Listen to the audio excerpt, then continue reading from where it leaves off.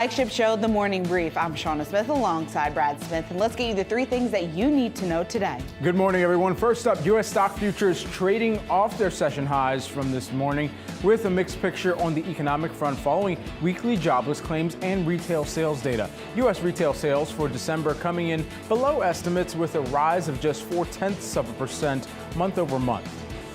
Plus, earnings season continuing with more results from big banks and also United Health. Morgan Stanley seeing its profit double as traders reported a strong end to the year on volatility tied to the election and strong economic data. Meanwhile, Bank of America posting fourth quarter profit that topped estimates as investment banking fees hit a three-year high and net interest income outperformed forecasts. And President-elect Trump's Treasury pick, Scott Bessent, heads to Capitol Hill. The nominee for the Treasury Department will appear before the Senate Finance Committee to face questions on his policies and priorities under a new administration. The former hedge fund manager will tell senators that, critically, we must ensure that the U.S. dollar remains the world's reserve currency, end quote, according to the remarks released before the testimony.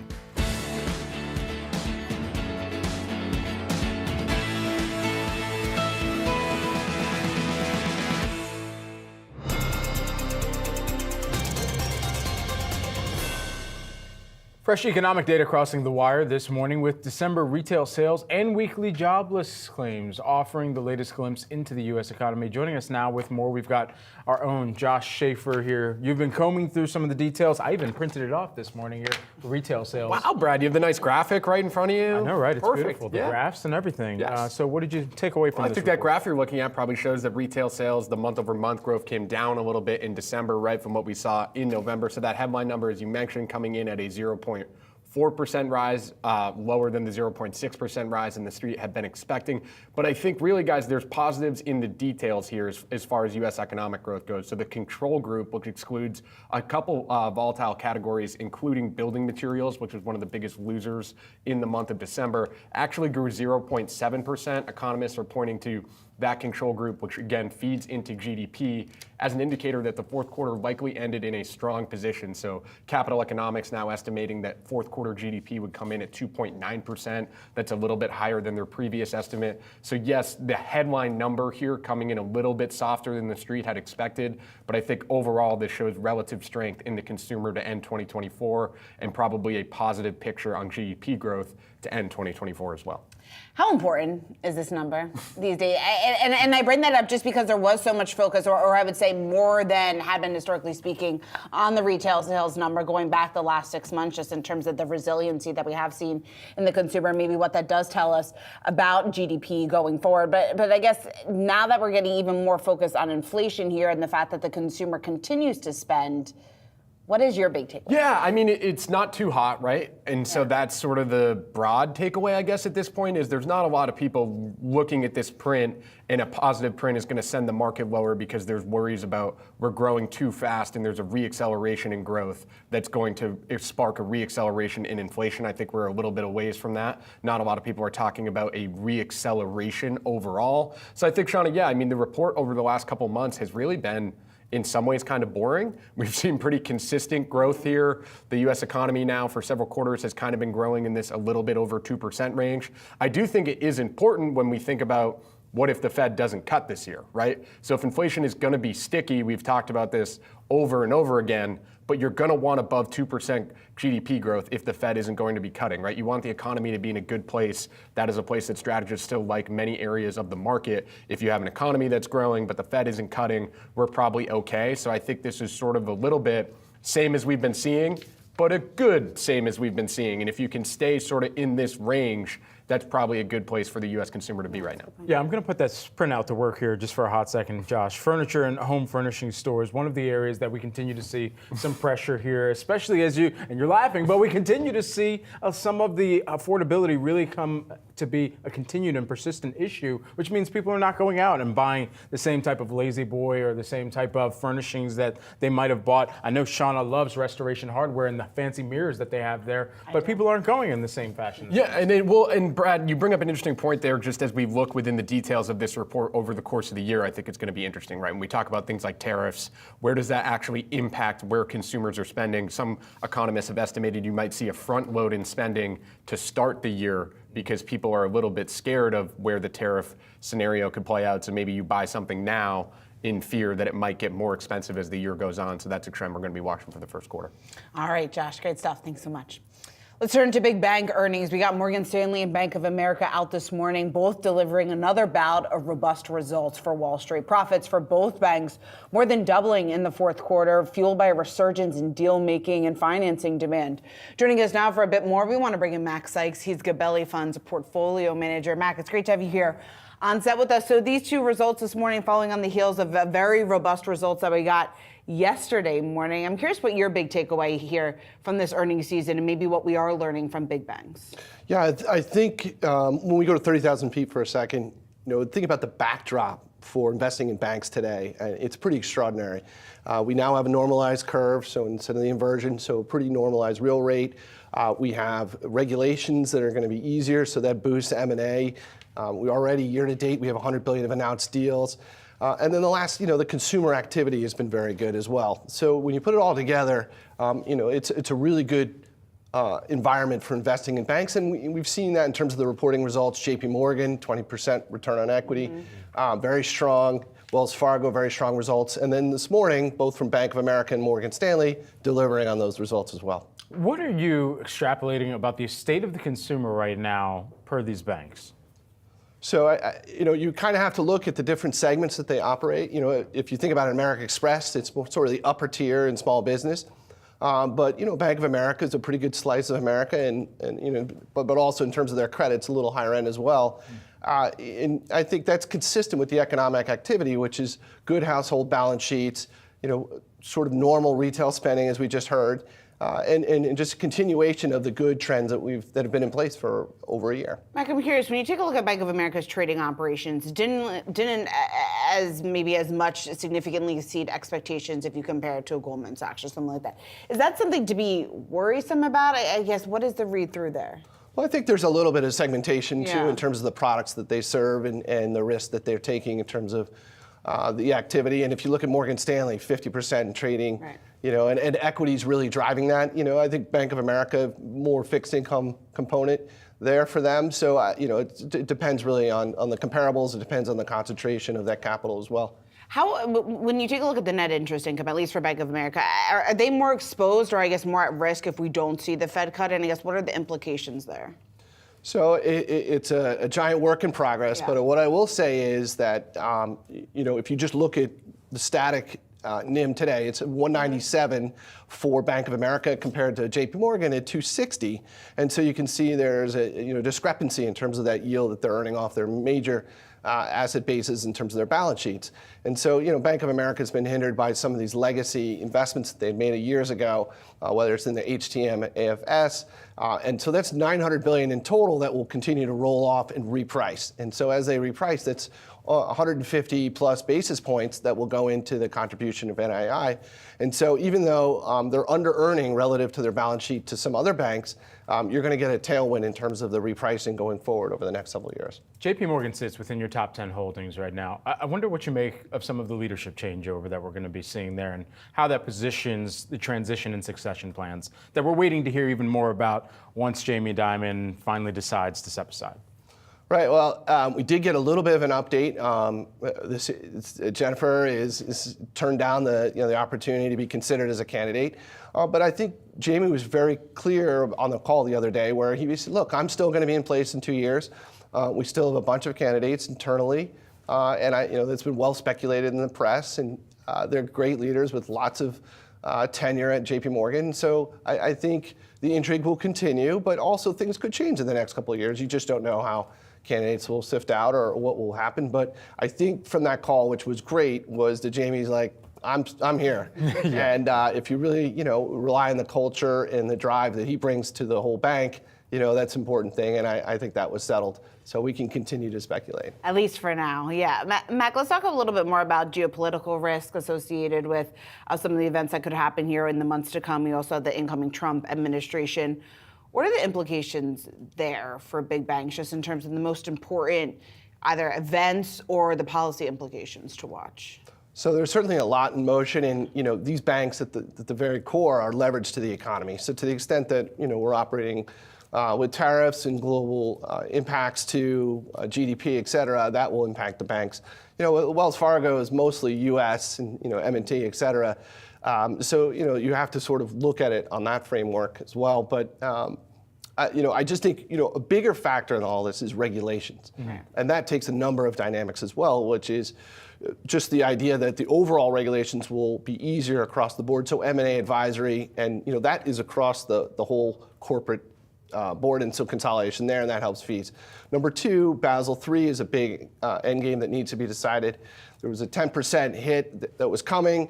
That probably will go to neutral, so that will be a big benefit to the banks as they reposition. That will be supportive of ROEs as well. And then the last thing is, within the banking consolidation, which we all know with 4,000 banks that needs to take advantage of scale and opportunities and synergies, I think that's an open door as well. And a very interesting dot that occurred last week was Atlantic Union is acquiring Sandy Spring. That was approved in 84 days. And it was the first time that a merger over $3 billion had been approved that quickly in a decade. So we're starting to see the first unravelings in terms of the tighter regulations, and that was a dot, and I think that'll be a very big boon and is unappreciated by bank investors. Thanks so much for taking the time here with us today, ahead of the opening bell, breaking down some of these big bank earnings as we've been tracking them throughout the week. Thanks so much. Thank you.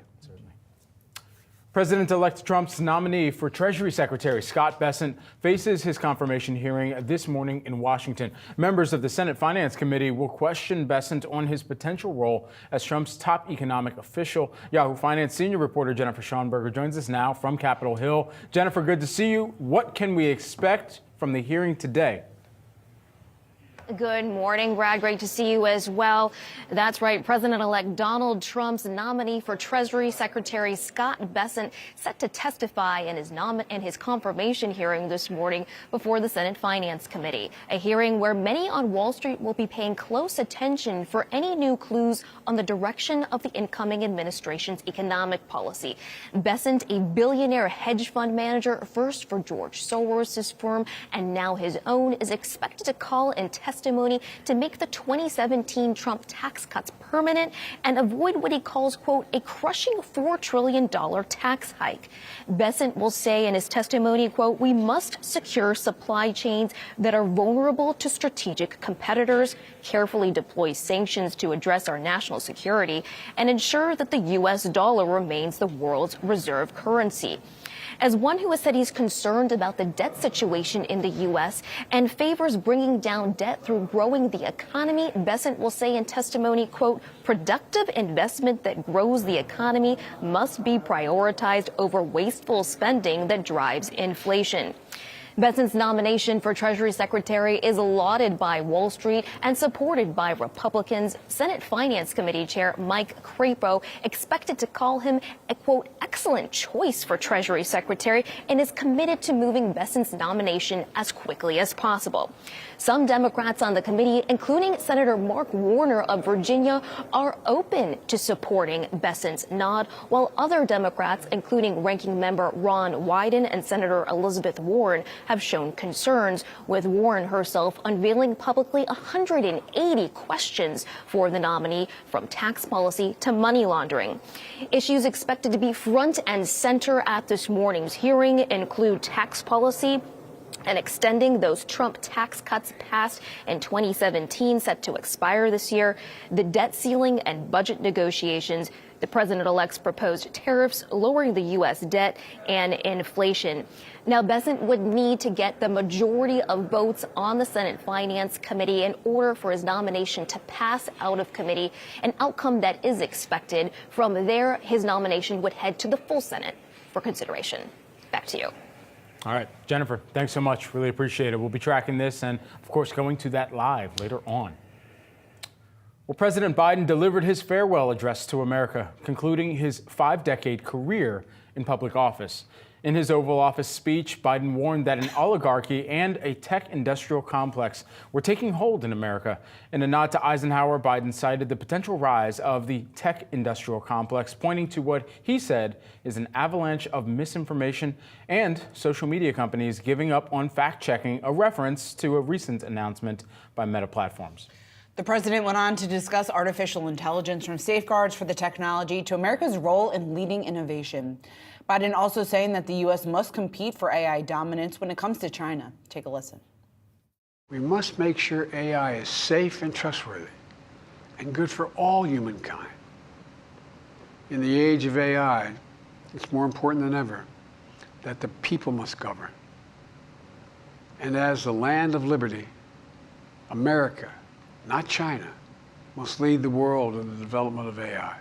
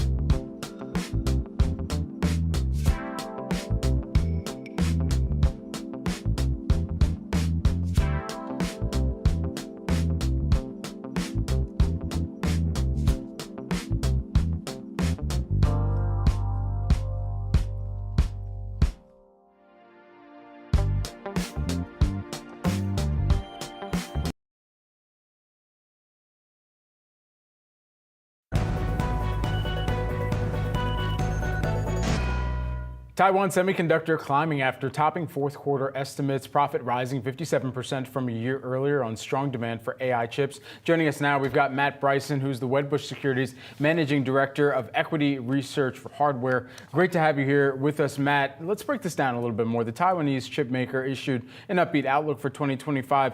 Do you see the momentum continuing even as we focus in on some of the year-over-year, and how much of the emphasis should we start to be placing on the sequential? Yeah, so I think that Taiwan Semi's in a good place, not just for 2025, but 2026, 2027, and beyond.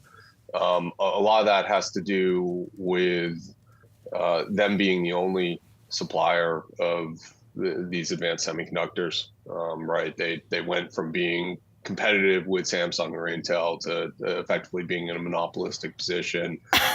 In terms of year over year versus sequential, there's always room for some lumpiness. So I'd be less focused on, say, Q1 or Q2 and more focused on their outlook for the year. Having said that, when they give you Q1 guidance, they pretty much know exactly what their number is going to be, because wafers take 3 months to come out of the fab, and so they have their orders in hand, and so it's a pretty good indicator for where advanced semis are for this quarter. Matt, does this tell you that maybe these U.S. chip curbs aren't that big of a deal for TSMC, just given the guidance, given the robustness that they are expected to see, and given what you just said, the transparency, and maybe how confident they likely are in 2025, given the numbers we got out this morning? Yeah, from on the U.S. chip curb side, like if you're talking about shipments to China being curtailed a bit, it sounds like between them getting licenses to supply to companies that aren't viewed as a threat by the U.S., and then other companies within China being a relatively small portion of their revenue, right? There's no Apple or Nvidia who are 10% customers coming out of China. I think that it's just not that much of an impact. If you're thinking about, say, potential U.S. tariffs, there's no other choice. So if there's a tariff or some sort of legislation or regulation that favors U.S. chip makers, again, no one is competing with TSM at these advanced nodes. So whether you have to pay more doesn't matter. What is the likelihood that we could see a new competitor finally emerge and be able to not just break ground, as we've seen in some instances, but then get into full factory operation to the point where there is a dent in Taiwan Semi, and then there's perhaps a little bit more of the spreading of the chip production and the wafer fabrication elsewhere?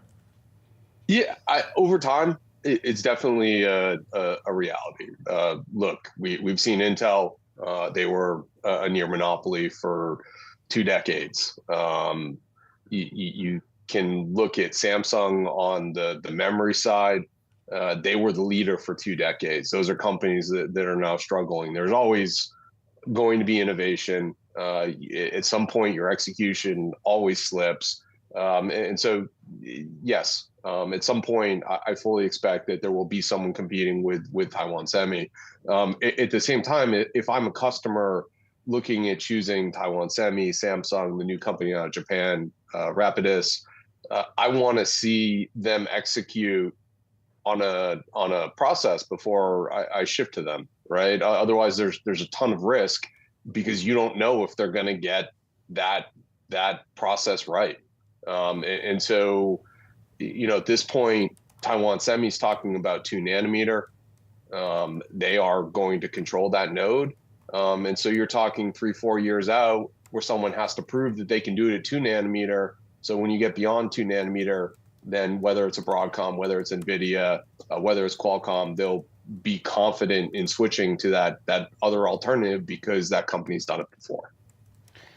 Now, let's talk about what we've seen play out with Nvidia, because the stock has certainly been on a roller coaster here over the last week or so. You're talking about a stock that had been under pressure, regaining or rebounding just a bit here yesterday, but lots of questions just about what competition looks like, what demand is going to look like, not only from its competitors, but also some of its customers, historically speaking. Do you see a new landscape ahead for Nvidia, and what do you expect that performance to look like? Yeah, so my best guess is that 2025 is as good as everyone thought 2025 was going to be.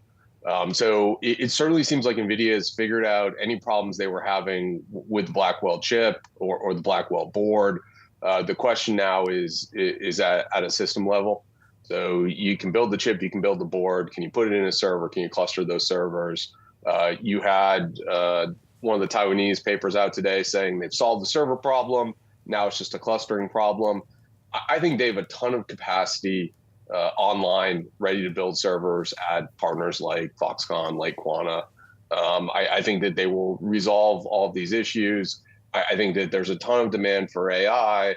And so the only question in my mind is, do you see revenue slip in, say, Q1? And if those revenues slip in Q1, then they ship in Q2 or Q3.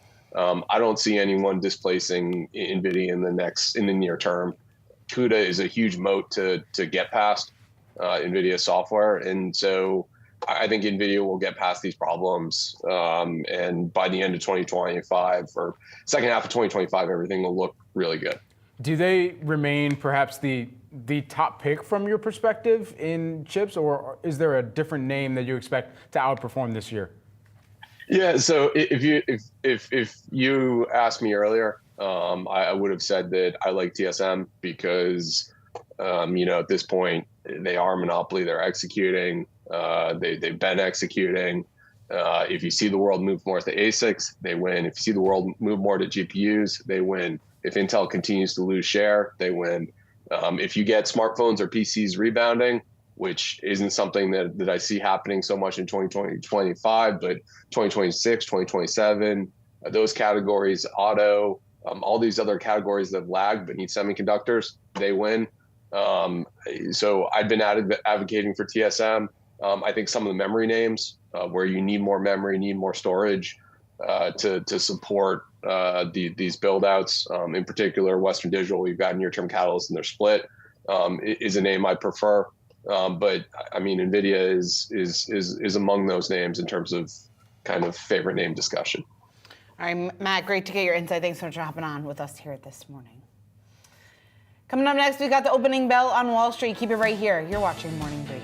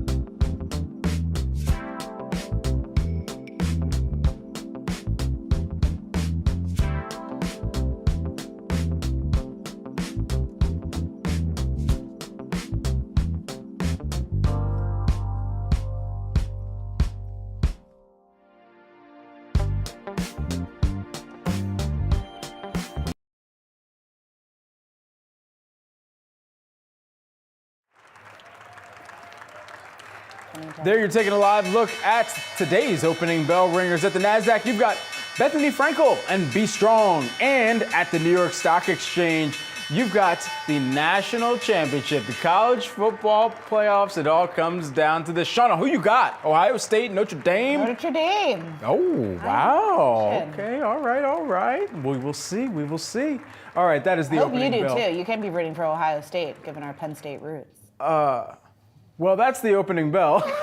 Let's check up the markets here. I would feel bad rooting for either one of them, quite honestly, given the Penn State allegiances. But anyway, taking a look at the opening bell and the opening cross. Just out of the gate here this morning, the Dow is flat, but to the downside. Nasdaq Composite, you're seeing that lower by about 0.3% as things are calibrating, knocking around. Actually, that's higher by about 0.3%. In the S&P 500, you're seeing that higher by about 0.1%. So let's populate this chart for you just so you can get a good look at what's transpired over the course of this week to today. Also, taking a look at the 11 S&P 500 sectors here out the gate this morning, we're mixed, about as split as you can get for 11 sectors here. We've got 5 laggards as of right now. Pulling up the caboose, you've got consumer discretionary. That's down by about 0.25%. But technology, that is leading the pack right now. It's up by 0.7% here on the day. Speaking of technology, let's take a look at the Nasdaq 100 here on the day. Out of the gate, you're seeing some of those mega cap tech stocks here on the far left side of your screen. Taking a look at Nvidia, we were just talking about that a moment ago. Nvidia right now, it's up by about 1.5% here on the day. Still a little bit shy of, and very much shy of, those all-time highs that it recently notched at the beginning of the year. We will see what transpires during today's trading session. Also taking a look at some of the red that we're seeing here on the screen for some of the other mega cap tech stocks. Alphabet, Apple, Amazon, Meta. Amazon's trying to make up its mind. It's been hyper waffling, as you just saw a moment ago. Meta is down by about 1% as of right now. For a little bit more on the context of today's trade, let's get on over to Yahoo Finance's Jared Blickery for a look at what's moving.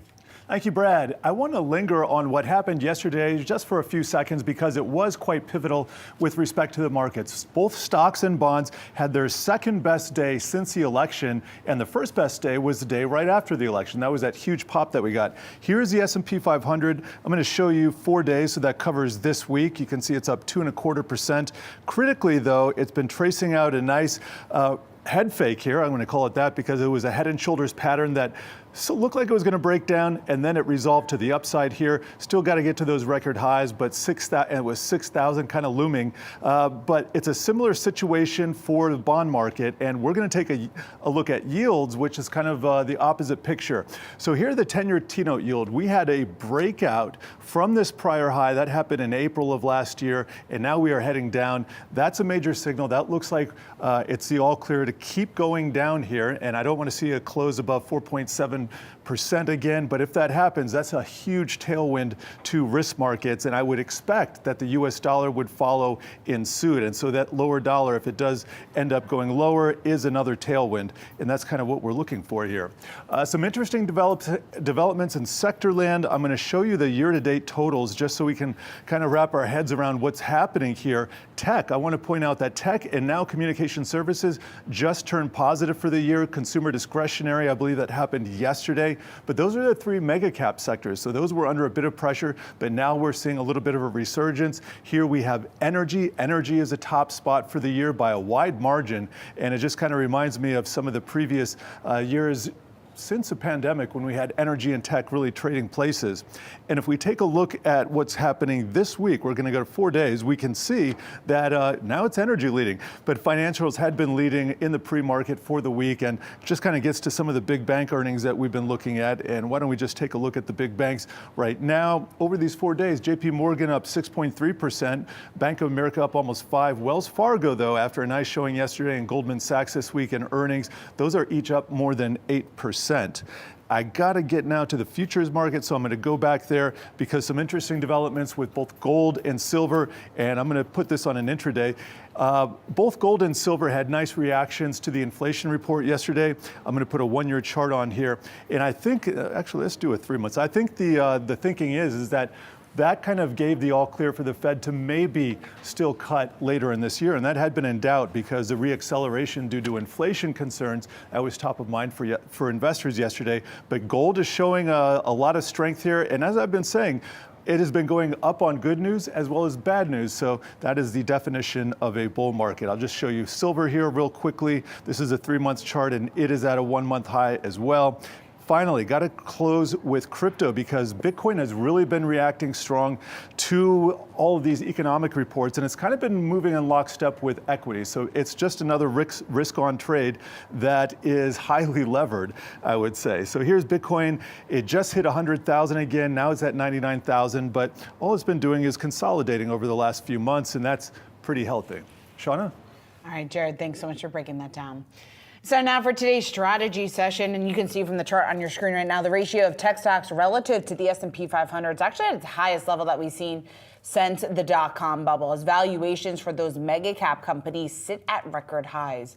So valuations and earnings expectations at such high levels could we potentially be due for a sell-off? Let's bring in Marta Norton, Empower Chief Investment Strategist. Marta, it's great to have you here on Yahoo Finance. Let's talk about maybe what this signals. The margin for error, I think maybe that's the question here. The margin for error this earnings season, is that very small just given maybe the negative reaction we could see to any sort of shortfall?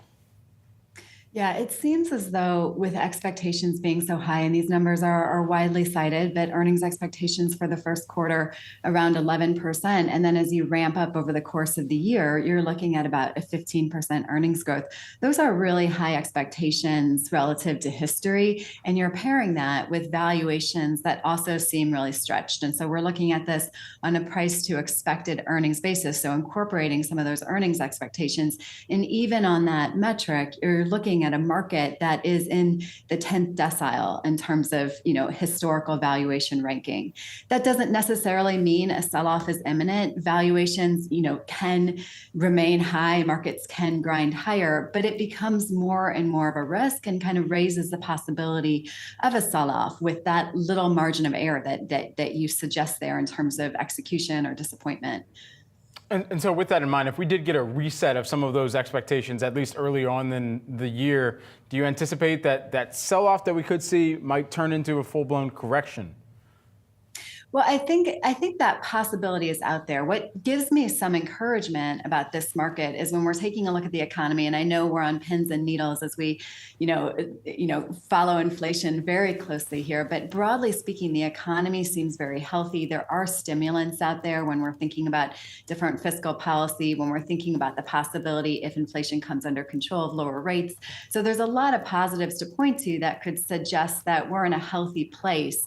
The one concern is where sentiment is and disappointments on that sentiment and what that could mean. But in terms of fundamental weakness, that could mean some sort of collapse in markets and some sort of recession. That seems a little bit further afield for me. Marta, I'm curious what you've made of the reaction that we've seen over the last 24 hours, how the market was quick to dismiss some of those inflationary concerns, and we really saw that reaction play out within the bond market. What does that tell you maybe about the volatility that's ahead? I mean, it just feels like pins and needles. And frankly, it's a continuation of the trends that we've seen over the past year or so. So if you remember, starting into 2024, the expectation was that inflation was falling like a rock and we were going to get plenty of cuts. Then inflation disappointed to the upside. Fears commenced around inflation. Then we have fears turn to labor. The economic narrative has been shifting consistently, and investors have been following suit. And I think the reaction that we're seeing today is very similar to this high-strung nature that the market has demonstrated over this time. I think it's really important to step back and look at this broader mosaic where I think we're seeing a cooling labor market despite month-to-month volatility, and we're seeing inflation traverse that very difficult last mile to that 2% target. So I think that broader mosaic is still entrenched, but the day-to-day volatility and narrative shifting is going to remain something that we have to contend with. We're, of course, just days away from the inauguration, and it seems like the Fed is going to be in wait-and-see mode to see how policies might get enacted, whether that looks like and comes in the form of tariff policy, whether that comes in the form of some type of immigration and deportation that was campaigned on that gets carried through. All of these have economic implications, and ultimately, we're trying to get a playbook for investors and how they should be approaching all of those key events if they were to play out as campaigned on, at least. How are you looking at that? Right. It's complex and it's uncertain. And I think that's one reason why we're seeing the bond action that we're seeing. There's a major redirect from Biden policy where most of these policies outside of the protectionism embedded in tariffs are moving in the opposite direction. But there's a question on what that magnitude looks like. And so I think what investors are really trying to grapple with as we see the inauguration and policy established is what that magnitude looks like. And I think the uncertainty there is pretty high around a number of factors. Take taxes, for example. That feels like an obvious direction that the Trump policy is heading in, but we don't really even know exactly what can be accomplished given the small majority that we have in the House. And so I think that there's a lot of assumptions with not a lot of information around some of these policies. Now, tariffs seem a little bit more evident that that's going to come into play, but we don't know whether that's going to be a slow and steady approach, whether that's going to be a big bang phenomenon, or whether we're going to have a universal tariff or targeted tariffs. So I think that is one of the things that keeps the market on pins and needles right now. All right, Marta, thanks so much for joining us here this morning. Marta Norton of Empower. It's time now for our chart of the day. Let's send it over to Madison Mills for a closer look at job cuts and some of the trends that we're seeing play out across companies. Maddie. That's right. Taking a look at 2025 here, new year, new slate of layoffs, heading into that key annual raise discussion that a lot of these firms have in February. I'm going to talk about that and the importance of that in a second here. But let's just walk through the latest news. BP this morning announcing 5% of the company layoffs there, similar to what we're hearing at Meta, 5% of the staff to be impacted, and specifically talking about the impact to underperformers. That's what a lot of these tech firms, including the likes of Microsoft, have pointed out, that it's going to be job cuts for underperformers.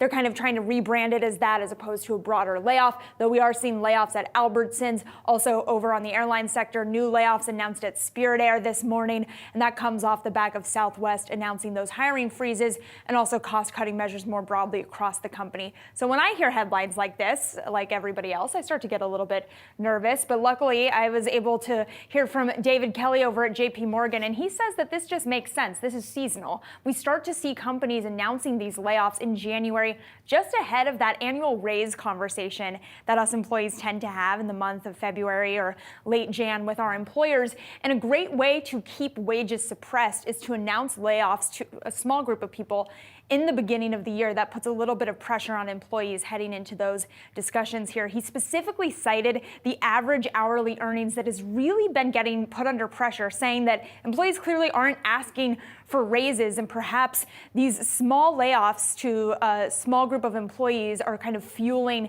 that pressure on wage gains moving forward here. So something to keep in mind. David Kelly mentioning that you should continue to ask for those raises annually, regardless of what's going on outside of the company. Also pointing out that last year, when we heard similar layoff news in the month of January, it didn't show up in the jobs data moving forward. So this is not a significant broad-based layoff here. These are potentially just layoffs that are idiosyncratic to these individual companies here. Yep, Maddie, as Fat Joe would say, yesterday's price is not today's price. Keep asking for those raises. That's right. Coming up, we're looking at today's Yahoo Finance trending tickers. We'll give you the news behind the moves. That's next on Morning Brief.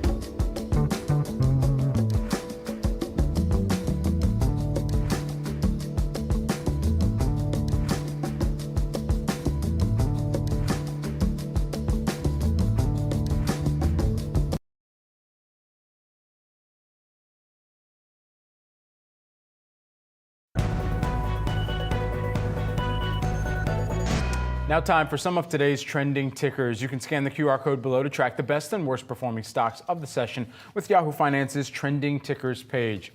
First up, United Health Group missing fourth quarter revenue expectations, hit by weakness in its health insurance unit and higher medical costs. Still, the company affirmed its 2025 performance outlook. This is the company's first earnings report since the CEO of the insurance unit, Brian Thompson, was shot and killed in New York City. We're taking a look at both results and the shares and the share price action here on the day. Shares right now moving lower by about 2.4%. They say the people of the United Health Group remain focused on making high quality, affordable health care more available to more people while making the health system easier to navigate for patients, providers, and they're saying that they're well positioned for growth in 2025. That coming from the Chief Executive Officer of the United Health Group, Andrew Whitty, in this report.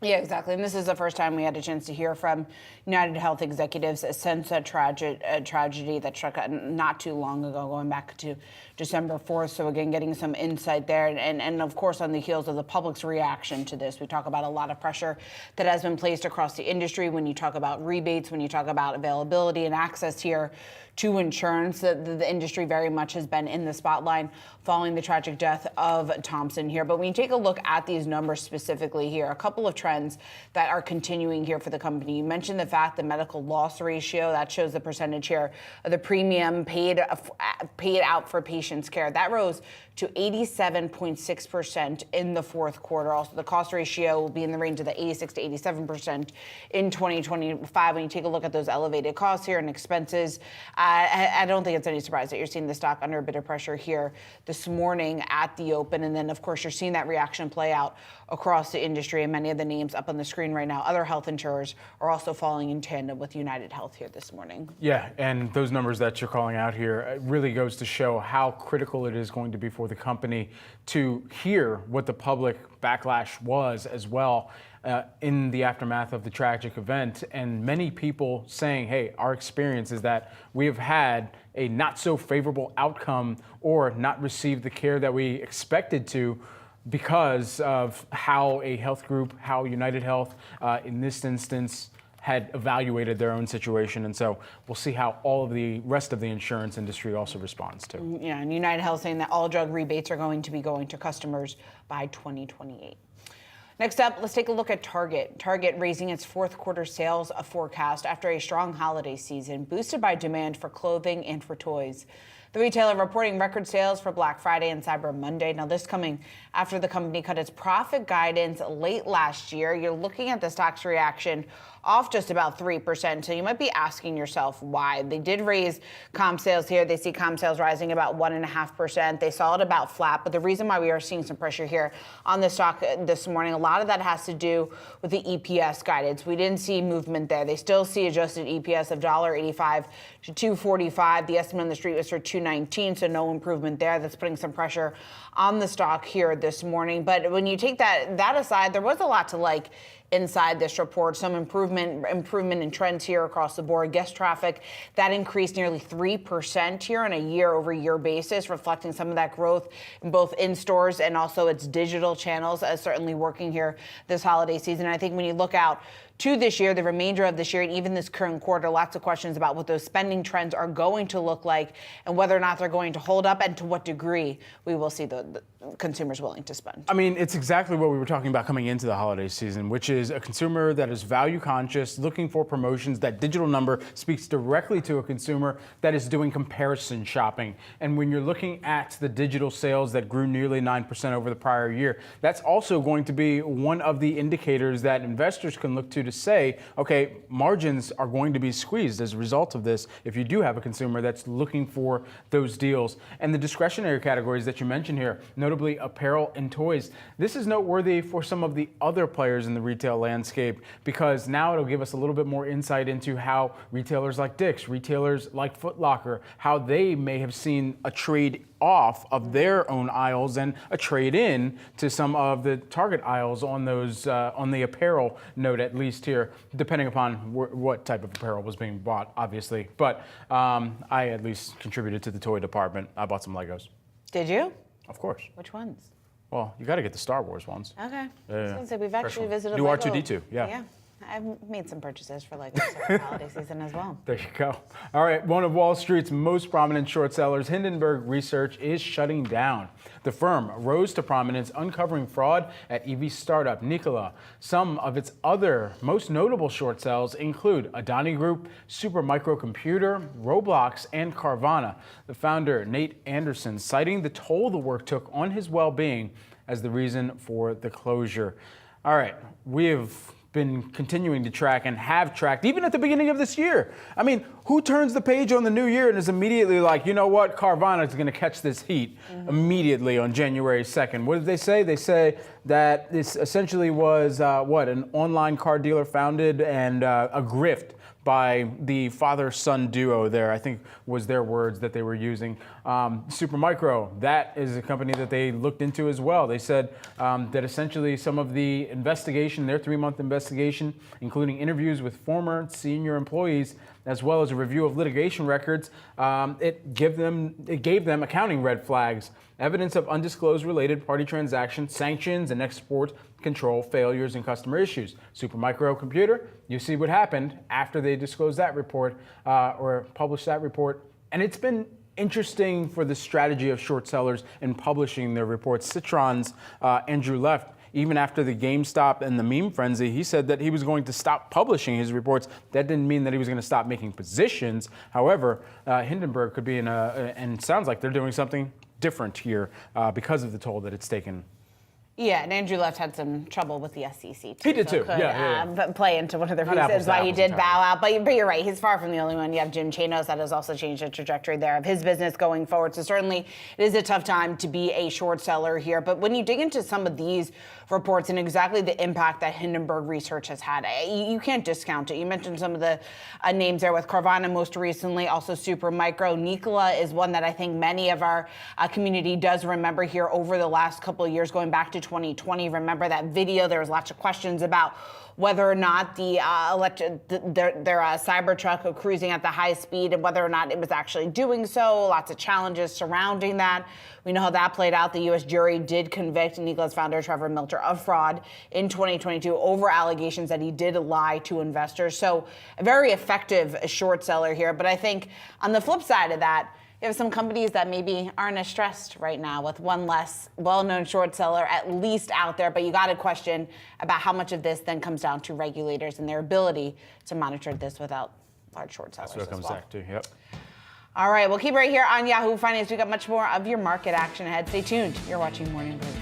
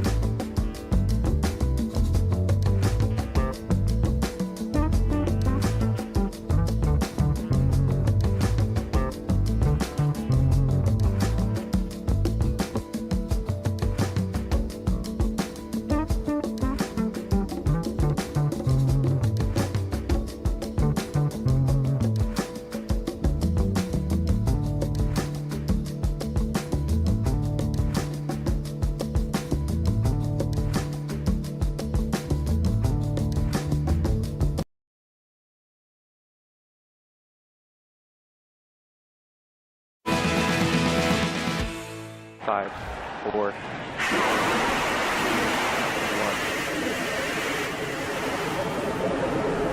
Liftoff. Nearly 25 years after it was founded, Jeff Bezos' Blue Origin successfully sent a rocket into orbit for the first time ever. You can see here Blue Origin's New Glenn rocket lifting off at 2:03 a.m. Eastern Time out of Florida after a years-long delay.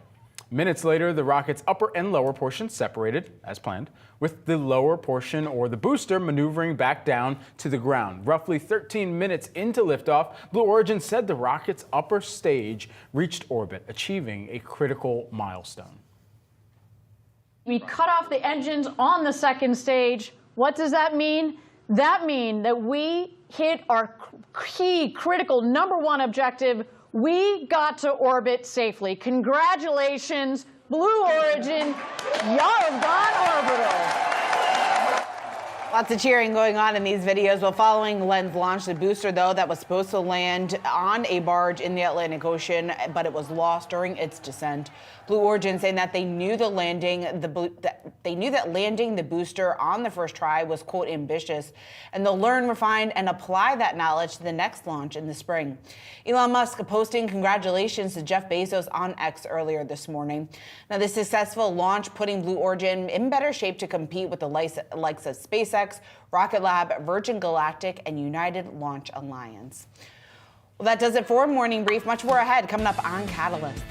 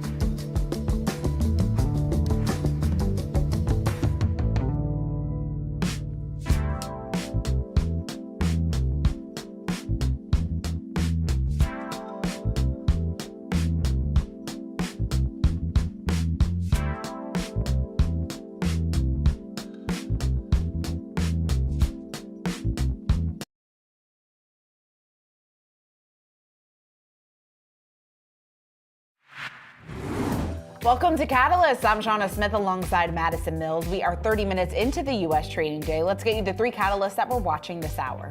First up, bad news is good news again for traders as stocks rise after retail sales came in just below estimates. What does this mean for investors? We'll discuss. Plus, we bring you the biggest takeaways from big bank earnings out this morning and get you a look into the health of regionals. And Trump's Treasury pick Scott Bessent arrives on Capitol Hill to appear before the Senate. We'll break down what to expect as he prepares to tout the importance of a strong U.S. dollar.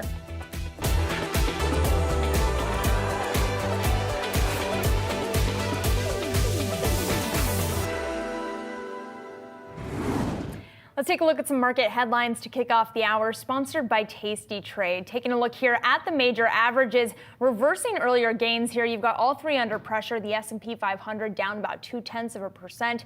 Tech-heavy Nasdaq taking the bigger hit on the chin here, down about 0.3% after some earlier gains following that huge rally we saw on the back of that inflation print coming in below expectations on Wednesday here. Let's flip the board over to the bond market, because that is also an interesting space for us to continue to monitor here as we see the action that is going on in treasuries. You've got yields moving back up to the upside after those losses following the inflation print yesterday. You've got the 10-year at 4.8 continuing that climb to 5%, up about 3 basis points today. You can see the majority of the move to the upside coming at the long end of the curve here. But finally, let's take a look at Bitcoin, one of our indicators of how risk on the market is, and exactly as you'd expect given the rest of the trade today, down about 2% as that risk off sentiment really spreading throughout the market today here, Shauna.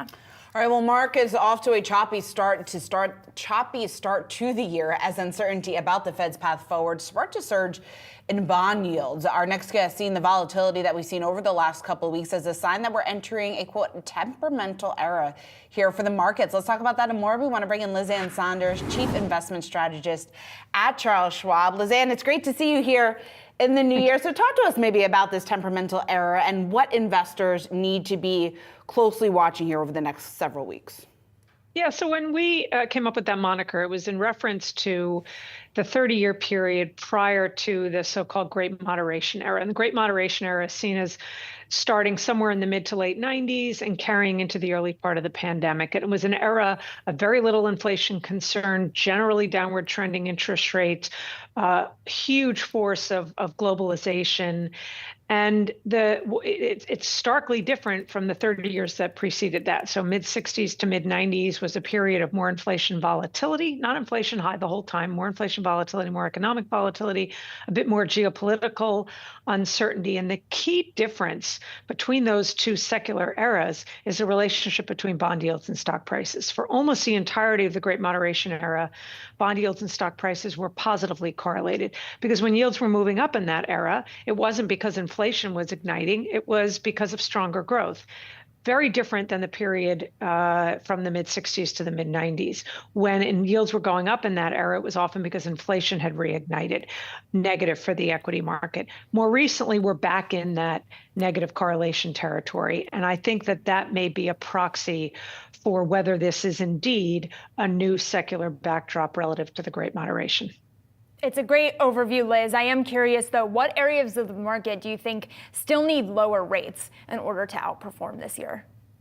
I think for sure small caps, and you see that on a day-to-day basis in terms of the kinds of days where, or even stretches longer than that, where an index like the Russell 2000 finds its legs. It really kicked off in the summer last year when the Fed started telegraphing that they were moving to an easier policy stance. The problem for the market broadly, but certainly for small caps, is that over the period, including through now, where the Fed lowered the Fed funds rate by 100 basis points, the 10-year jumped by more than 100 basis points. And given that many smaller companies have more variable rate debt, they are a bit more at the mercy of moves, both on the short end and the long end. It doesn't tend to impact the mega cap companies as much, because many of those companies termed out their debt during the low rate environment that preceded the hiking campaign, and actually have been earning more interest on their cash than they've been paying interest on debt. So that's really the area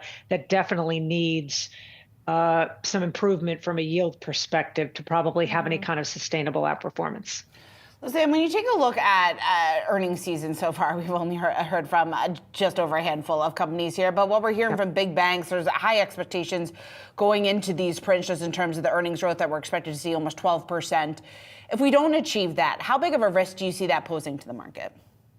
I'm not so sure the end result for the fourth quarter matters as much as the outlook for calendar year 2025, because you do have about a 14% consensus expectation for calendar year 25. And of course, those would be the numbers embedded in forward PE ratio, which is obviously fairly lofty. But that 14% earnings growth is actually predicated on a similar rate for profit margins. That would be a record profit margin rate. Maybe a stretch, we don't know. So I think metrics like the beat rate, percent by which companies beat, ultimately what the growth rate is for Q4, it doesn't not matter. But I think it's the forward-looking outlooks in this period of uncertainty that matters a bit more than what we get for the fourth quarter. And you mentioned that a growth trio that you've talked about previously, comms services, consumer discretionary, and tech, is adding a fourth, which comes from financials. We continue to see those beats and those earnings as they are coming in here. Help me understand allocation in this environment. You've got 4 growth areas on your screen right now, and then you've also got the 10-year heading towards 5%. How should investors be thinking about allocation amid all of those growthy areas of the market? So from a sector perspective, we do have what we call sector views. So we do put ratings on all 11 sectors. They're either outperform, underperform, or market perform, which is neutral. Right now, the only 2 sectors we have outperform ratings are financials and communication services. However, and this is an important however, we continue to think that factor-based investing is maybe more important than sector-based investing. Sector-based investing is somewhat monolithic.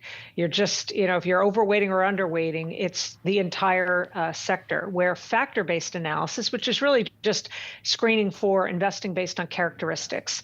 So we've had a quality factor bias, so looking for companies with strong earnings momentum, with healthy balance sheets, ample interest coverage, strong free cash flow. And we think that will continue to be where performance is more consistent, is at the factor level than at the sector level. So be really careful about the monolithic kind of investment themes, some of which include sector-based investing. And then off of that, how much should investors be really diving at the opportunity to get a 5% clip with these 10-year yields? Well, so my colleague Kathy Jones is our fixed income strategist, so I'll parrot her thinking, but we're thinking there probably is still some upside from here. We still see the 10-year give or take somewhere in a 4.5% to 5% range, but near term, there could be upside to that 5%. So not quite at the point where we're pounding the table on lengthening duration and locking in those, close to 5% yields. But if we move up to the high end of that range and bounce out of it, that perspective might change. Listen, how problematic would that be for equities across the board if we do then reapproach that 5% level? Some of it is the conditions that would cause that and the speed with which you would see moves. It's not so much these levels that have represented problems for the market. It's the speed of getting there. So I think it would be what conditions are driving yields higher. A condition of much stronger growth without an attendant concern about inflation reigniting, obviously a much different story and a more positive backdrop for equities than if a move up in yields was solely because of what was happening in inflation statistics. So it's the why that matters as well as the speed. All right, Liz Ann, thank you for always giving us so much to think about. Really appreciate it. Liz Ann Saunders over at Charles Schwab. We're going to have all of your markets action ahead, so stay tuned with us for more. You're watching Catalysts.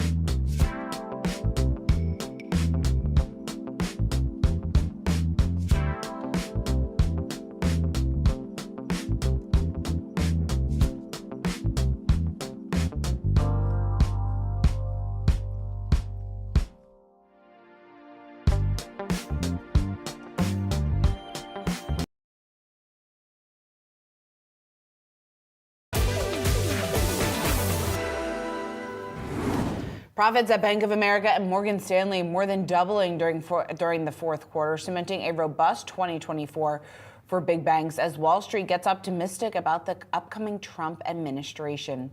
Joining us now, we want to bring in Stephen Bigger. He's Argus Research Director of Financial Services Research. Stephen, it's great to have you back here on Yahoo Finance. Let's start with the two banks out here this morning. You had Morgan Stanley, their profit doubling, same with Bank of America, but Morgan Stanley citing election volatility, some of that macro data helping their numbers. Bank of America, their revenue was up 15% in the most recent quarter. What's your big takeaway from some of these blowout prints? Yes, good morning, Shauna. So yeah, absolutely. The global banks are kind of the stars of the banking universe right now in terms of earnings. That big resurgence in all things investment banking, whether it's M&A activity, a little bit in the IPO side. You've got good debt underwriting as well, and trading results were a little bit down from the third quarter, but still strong year over year. So that's been kind of the trend. That was the expectation. Not enough time to really goose the results following the election, but certainly the commentary from bank managements has been that it's much more constructive conversations with clients, particularly about the M&A pipeline. So it looks like we feel there's a pretty durable rebound underway here. It's interesting because in looking at some of your top picks, JP Morgan, Goldman, Morgan Stanley, and Citigroup here, it strikes me that not only do they obviously have that M&A pipeline, but also a huge investment into private credit specifically. How much do you anticipate that being a future catalyst for some of these big banks? Well, to the extent that the private credit industry, the alternatives have kind of marched into the territory and taken some share away from the overall lending environment. So banks are making a real push. We saw with Goldman's announcement of creating a new basically division to attack that, and they're obviously going to go after it pretty strongly. So the point being, I think the rest of the lending growth environment has not been that stellar, whether it's general consumer, commercial real estate. Very low to single digits to even 0% growth we've been seeing. The regional banks, I think, to the extent you're seeing some weakness in the stock prices today, some of the guidance there has been fairly weak. Looking for a downward trajectory with net interest income for the first half of this year before troughing and seeing a better second half. So there's a big push into private credit. That's been a very growthy area overall. For the economy, and these banks are going to make a concerted effort there, sure. Before we go on to the regionals, and I want to get your take on some of the numbers that were out this morning, including PNC, which I know is in your coverage, but sticking with the big banks real quick, because it looks like many of them, obviously, or all of them, you can essentially, I think, make the argument for set up to do relatively well in 2025. What is your top pick coming out of this earnings season? Well, the narrative is not too surprising with, particularly for the regional banks, they're more beholden to loan growth. They don't have the 50% of revenues roughly that the global banks do in terms of capital markets revenues. And that's, again, where the real growth has been coming from and is expected to moving into 2025. So lending growth is again, very, very sluggish. And I think the narrative it stays that way until rates move down. We have this elevation of the long end of the curve. We have a little bit of reprieve at the short end as the Fed funds rate moves down, and that affects the prime rate and certainly a number of lending categories. But there's just been not a lot of excitement from consumers or commercial to take out loans at these levels. The better story is net interest margins, at least, because as that short rates have moved down and long rates have moved up, we have a steeper yield curve. So that helps bank lending profitability. So for each new loan they bring on, it'll be at a better lending profit. But you have to have new loan growth to help the situation, and that just does not seem to be in the cards in the first half. As it's certainly not our house view that rates are going to move down materially from here. And I don't think it's in too many other house views either. Yeah, I want to talk about the sort of Trump bump that's already been priced in to these financials here. Obviously, a lot of excitement about financials under Trump 2.0, but banks just had their most profitable year under Biden, second only to their most profitable year, which was Biden's first year in office. Is the market potentially over-indexing how great Trump is going to be, not just for kind of the major banks, which are featured on your screen here, but also for regionals? So I think the bank stock story here is that, and yeah, banks had a terrific 2024. I would caution, though, I think a fair amount of that was actually because of the first half of 23 was very much a debacle for the group at large because of the Silicon Valley Bank collapse and the deposit crisis and so forth. So 23 was just absolutely not a good year. So there was a good recovery in 2024 that was, certainly put behind. But the narrative more recently has been around a growthier economy under a Trump administration, certainly since the election. Financials were on fire in the early weeks after that. And this notion of deregulation, and in particular, we have the vice chair of supervision at the Fed has stepped down. So we expect, even if it's no changes or no significant changes to regulation here, I think the bank group can have a lot more flexibility with capital. And that's good for lending it out, for example. It's good for buybacks, good for dividends. So we'll get a lot more, transparency, I think, around the C-Corp process here. And then, of course, the deregulation also in terms of just a more lenient Justice Department and Federal Trade Commission in terms of getting merger and advisory deals through through that regulatory muster is going to be beneficial for deal flow. All right, Stephen, thanks so much for joining us. Appreciate it. Thank you. We are just moments away from the confirmation hearing for President-elect Donald Trump's pick for Treasury Secretary Scott Bessent. That coverage is coming up next when Catalyst returns.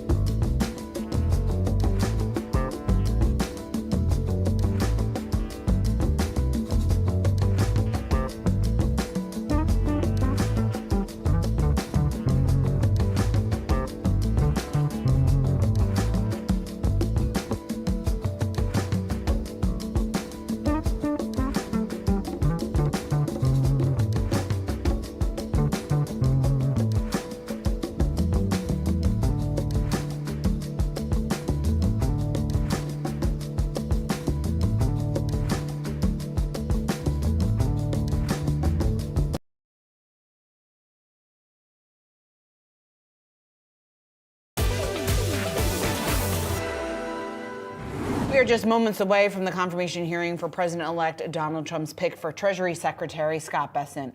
Now, an excerpt from his opening remarks, Bessent is expected to say that he sees the Trump administration kicking off a new economic golden age. He also had some commentary in there about the strong U.S. dollar, saying, quote, "We must ensure that the U.S. dollar remains the world's reserve currency." Joining us now, we want to bring in Nathan Sheets. He's a chief global economist at Citi and former undersecretary of the Treasury for International International Affairs during the Obama administration. Nathan, it's great to have you here with us this morning. Let's talk about what we could hear from Bessent and the economic implications. And starting right there with the strong dollar, there is some debate about actually how big of a priority that still will be for Bessent at this point. What are you expecting?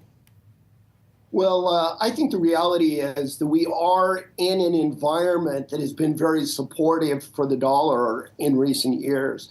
And I think that reflects, one, that the U.S. economy has been relatively strong, certainly compared to many other developed market economies. And as a result of that, the Fed has been relatively aggressive. And when you look at where rates are likely to go in the year ahead, it's much easier to pencil in significant rate cuts for many foreign economies than it is for the United States. And when I put all that together, I'd say we've got a cyclically strong dollar. And there may also be some structural factors supporting the dollar as well. So it's been strong, and for the time ahead, I'd expect it to remain strong.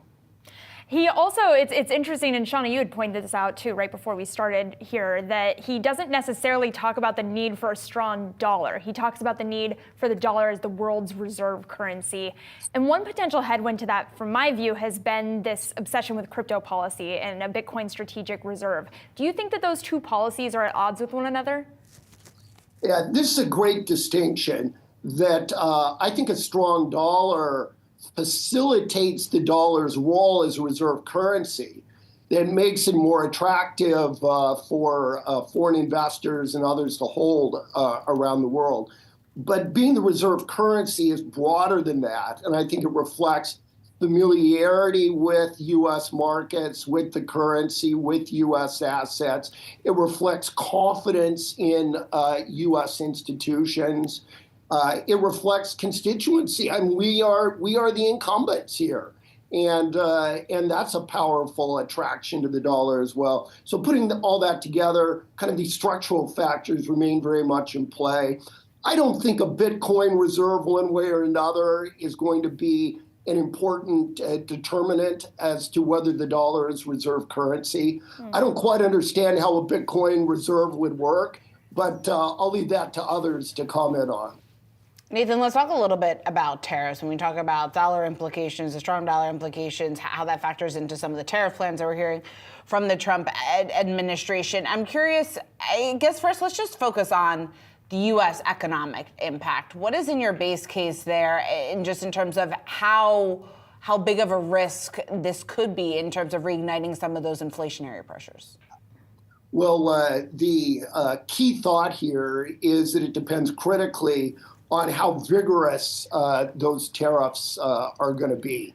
If they're larger tariffs, then these effects would be much larger and potentially more disruptive. But qualitatively, what we can say is as the Trump administration imposes tariffs on U.S. imports, it's going to tend to raise the price of imports in the United States. And that's going to pass through into higher consumer prices. And for a period, higher measured inflation. So I think a reality of tariffs is that prices are going to be somewhat higher and inflation is likely to be higher. By the same token, it's a tax on consumers. And consumers will not have the same purchasing power that they would have had in the absence of those tariffs. So when I do the math on this, it feels to me like as we impose tariffs, it means a little more pressure on prices, a little less activity and spending in the economy. It's what economists would call an adverse supply shock. But then the magnitude, is that a big effect or is that a small effect, really depends on what those tariffs look like. And then how that impacts the Fed as well. If we do see more inflation from the price hikes that could happen off the back of those tariffs, which makes me think about Bessent's 3-3-3 plan and his goal of cutting the deficit to GDP ratio by 3%. Again, how at odds is that goal with inflationary policies coming from tariffs? Yeah, so your question about how the Fed reacts to this is a key one. Because what is the Fed hoping to achieve? Well, the Fed wants price stability and full employment. And what's happening here is you're seeing more inflation, but also potentially weaker growth. And the Fed has to choose between its key objectives. typically what central banks do in the face of those kinds of shocks is just watch and wait and see which of the two effects ends up being more powerful. On Scott Bessent's 3-3-3 plan, what I would say is it's laudable. I think it's aspirational. And to the extent that he or President Trump has a formula, particularly to get us to 3% economic growth and a 3% budget deficit, I, for all, of all people, would be quick to welcome that. I just don't see how we get there. I get lost in the logistics of how it's achievable. And why is that, Nathan? An example, let me highlight the fiscal situation, which was mentioned, is that by my reckoning, U.S. fiscal policy, we're likely to see deficits of 6% of GDP or potentially even higher for the coming decade. Then when I think of the key priorities of the Trump administration, well, certainly tax cuts have got to be right up there. And secondarily, you've got increases in defense spending. So on top of that 6, there could actually even be some more cuts or increase. Well, it's interesting too, Nathan, because one of the things I've been thinking about is this longer-term issuance that Bessent had spoken about previously, but that was also when yields were lower, and of course, before he was confirmed to be Treasury Secretary. How do you anticipate that potential longer-term issuance policy developing from Bessent? Oh, Nathan, we might have lost you. We're gonna come back to you if we get your audio in a couple minutes here. Again, we were just talking about that confirmation hearing coming up for Treasury Secretary, who's expected to be Treasury Secretary Scott Bessent here. We'll be right back in a minute. You're watching Catalysts.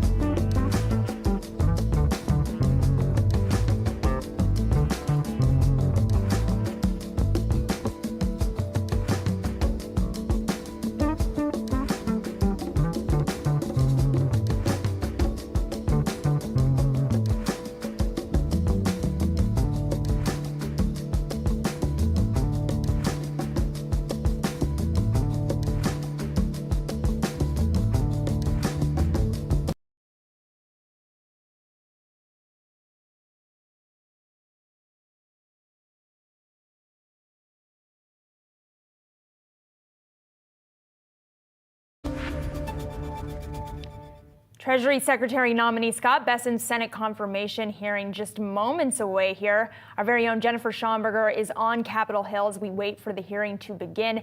Jennifer, I know you just saw Scott Bessent walking in the halls here. How are things shaping up on the ground? What can you tell us? Good morning. That's right. I'm standing right in front of the Senate Finance Committee hearing room where we are just moments away from President-elect Donald Trump's nominee for Treasury Secretary Scott Bessent to have his confirmation hearing. Bessent just walking down the hallway with Chair Mike Crapo, reporters all shouting questions at him about a strong dollar, whether he supports that or what the policy could be surrounding tariffs. Bessent only saying looking forward to a good hearing. Don't expect this to be a particularly contentious hearing lasting about 2.5 hours in duration. Republicans on the committee likely to ask about the 2017 Trump tax cuts and making that permanent, something that Bessent in the past has said is a priority for him. Also very large and on the docket will be policy surrounding tariffs and what that could look like. There have been a lot of questions about whether those could be phased in gradually, whether we would still see blanket tariffs or not. So investors looking for some answers to those questions as well. While Republicans largely support Bessent and are expected to confirm him out of this committee, Democrats, including ranking member Ron Wyden, have shown concerns about the tax cuts and making those permanent. They're worried about tax breaks for the rich. We're expected to see a lot of questions from Democrats on unfairness and imbalance. This hearing just about to get underway. Guys, back to you. Yeah, and Jennifer, just tying in more of your coverage too, just in terms of his plans on how he plans to approach the Fed too, I think would be top of mind here for not only for not only elected officials, but also here for investors as well, and some of the implications there. Absolutely. We know that Bessent in the past has talked about a shadow chair for the Fed chair. We haven't heard much since he made that comment initially. However, we will be looking for any detail around the Federal Reserve, whether it's regulation, monetary policy, who the next Fed chair could be, although I don't think we're going to get that information. But lots of ground to cover here from, as you said, the Fed to tariffs, tax cuts, the debt ceiling, and more. It's interesting, Jennifer, because there's kind of this idea on Wall Street that you don't always get the same questions from politicians that Wall Street hedge fund managers, investors, experts in capital markets might want asked. But what can you tell us might be the line of questioning that investors should really try to be keenly listening in on today?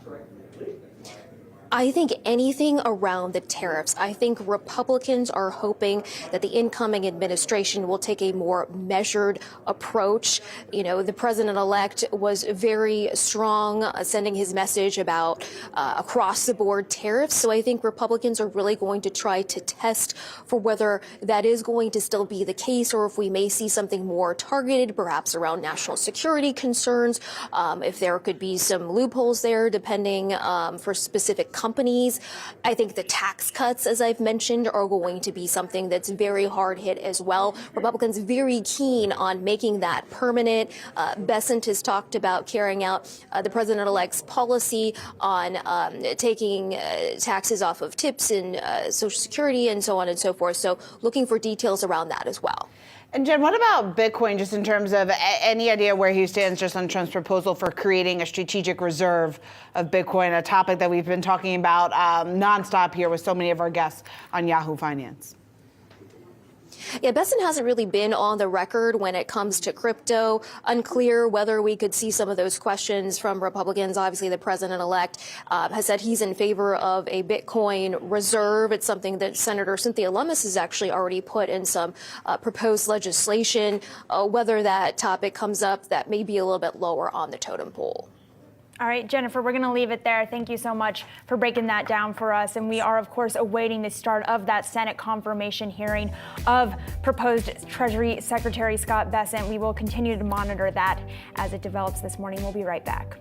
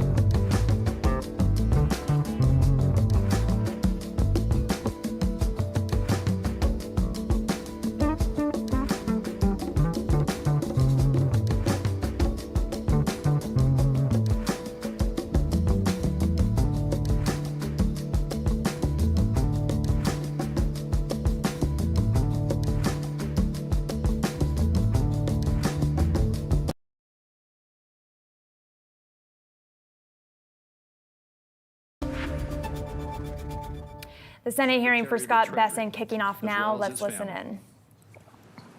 Congratulations, Mr. Bessent, on your well-deserved nomination, and thank you for your willingness to serve and for your extensive cooperation with this committee. It has already been a great pleasure to work with you. You've been transparent, candid, and insightful with me and with my colleagues. You've spent countless hours meaningfully answering our questions and according yourself with great courtesy, dignity, and professionalism. Throughout the committee's rigorous vetting process, and I think that our Finance Committee has the most rigorous process of any committee in the Congress, you have worked tirelessly to meet our long-standing diligence standard. It's clear that you followed applicable law and provided thousands of pages of documentation that substantiate your positions supported by major law and accounting firms. Thank you for your transparency and responsiveness throughout the Finance Committee's exacting process, and I look forward to continuing to work together with you.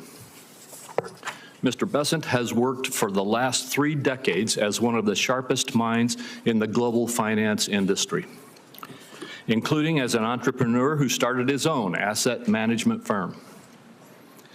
He taught economic history at Yale University, is a member of the Council on Foreign Relations, has served on the board of universities and nonprofits, and engages in a variety of philanthropic endeavors. Mr. Bessent, based upon your background, experience, and character, President Trump made an excellent choice in nominating you to be Secretary of Treasury. As you have described it, the position for which you are nominated is at the heart of the American economy, which is in turn at the heart of global economic growth. A Treasury Secretary heads the agency charged with supporting economic growth, representing U.S. interests before foreign nations and global financial markets and organizations, managing the federal Treasury, and overseeing financial institutions, to name just a few of the responsibilities. Past successful Treasury secretaries have understood business and financial markets, as well as foreign policy and national security, budgets, and regulation. They have worked collaboratively with Congress to enact the President's priorities. Additionally, they have been forthright and communicative. The next Treasury Secretary will have to work with Congress to preserve and build on the pro-growth Republican tax policies that have greatly benefited all Americans, as well as improve our global competitiveness through trade deals that create market access and combat China's unfair practices. As seen in the results of our most recent election, American voters resoundingly support returning to the robust economy that we enjoyed during President Trump's first term. If you're confirmed, I look forward to working closely with you to achieve these and other essential aims. Mr. Bessent, on behalf of my colleagues, I thank you for your willingness to serve and again congratulate you on your support and on your nomination, which I intend to support. With that, I recognize Ranking Member Wyden for his opening remarks. Thank you very much, Mr. Chairman, and I appreciate your introducing all the new members on both sides, and as always, your very kind comments about me. Very much appreciated. In a Trump economy, the winner's circle is small, and it's dominated by the ultra-wealthy. Working people and the middle class are on the outside looking in, and Trump and his advisors are indifferent to the problems they face each day. I've had more than 1,100 open to all town hall meetings in my state. I'll have several more this weekend. The second word I hear from Oregonians in those meetings is almost always bill. Grocery bill, medical bill, electricity bill. Americans feel held down by the cost of living. They look at the growing fortunes at the top, and they weigh that against their sense that America's middle class just doesn't have the opportunities to really get ahead. The American people voted for change, and more than anywhere else, They want change in the economy. I don't believe they're going to get it from Mr. Bessent or Donald Trump. The centerpiece of the Trump economic agenda is extending his 2017 tax law at a cost of more than $4 trillion. Ultra-wealthy individuals who rake in millions each year would get tax breaks of hundreds of thousands of dollars. Families who live paycheck to paycheck would be lucky if they could just get enough to cover the grocery bill for a week. How does Donald Trump and Republicans plan to pay for their multi-trillion-dollar giveaways to the ultra-wealthy? For starters, they'll be offering across-the-board tariffs. And let's be clear about what that's all about. Trillions of dollars in new taxes paid for by working Americans and small businesses. And to me, the ultimate distillation of the Trump agenda is paying for tax breaks for the top by increasing child hunger, booting tens of millions off their health insurance, and laying off hundreds of thousands of manufacturing workers. It feels to me like a class war on typical American families. And the nominee, if confirmed, is going to be right in the middle of it. Donald Trump's going to be waging this class war instead of fixing what's broken about the tax code, which is there's a special set of rules that apply only to the ultra-wealthy. Make no mistake about it. Those ultra-wealthy people get to pay what they want when they want to, and often little or nothing for years on end. Mr. Bessent is a case in point. The taxes that fund Medicare are automatic for the vast majority of Americans. They come straight out of every paycheck. It's a civic duty that pays off as earned benefits down the road. But like a number of Wall Street fund managers, Mr. Bessent makes use of a tricky legal maneuver to opt out of paying into Medicare. It's a tax loophole that hurts Medicare, but benefits him to the tune of hundreds of thousands of dollars each year. Now, the Treasury Department has gone to court to argue that taxpayers taking this position are violating tax law. Make no mistake about that. That's not me making the judgment. That's the Treasury Department. They went to court to argue that taxpayers who take this position are violating the law. I believe it's a big conflict of interest if the nominee is confirmed. Either he and his lawyers take the position that Treasury policy doesn't apply to the Treasury Secretary, or he blesses a loophole that lets Wall Street titans blow off their fair share of Medicare taxes. This is exactly the kind of abusive scheme that leaves Americans feeling disgusted with the tax code. They feel it every spring when they go to file their taxes through the big software companies as well. It's absurd that Americans get charged huge amounts of money to file their taxes every year. That's why a number of us in this room worked hard to create the new direct file program with resources from the Inflation Reduction Act and the Biden administration. It's a free option that allows taxpayers to file their returns directly to the IRS. No software middlemen picking their pockets or harvesting their data. It launched last year to rave reviews, and virtually nowhere in the Western industrialized world do we have the kind of bureaucratic, costly system we have today, and we're trying to change it.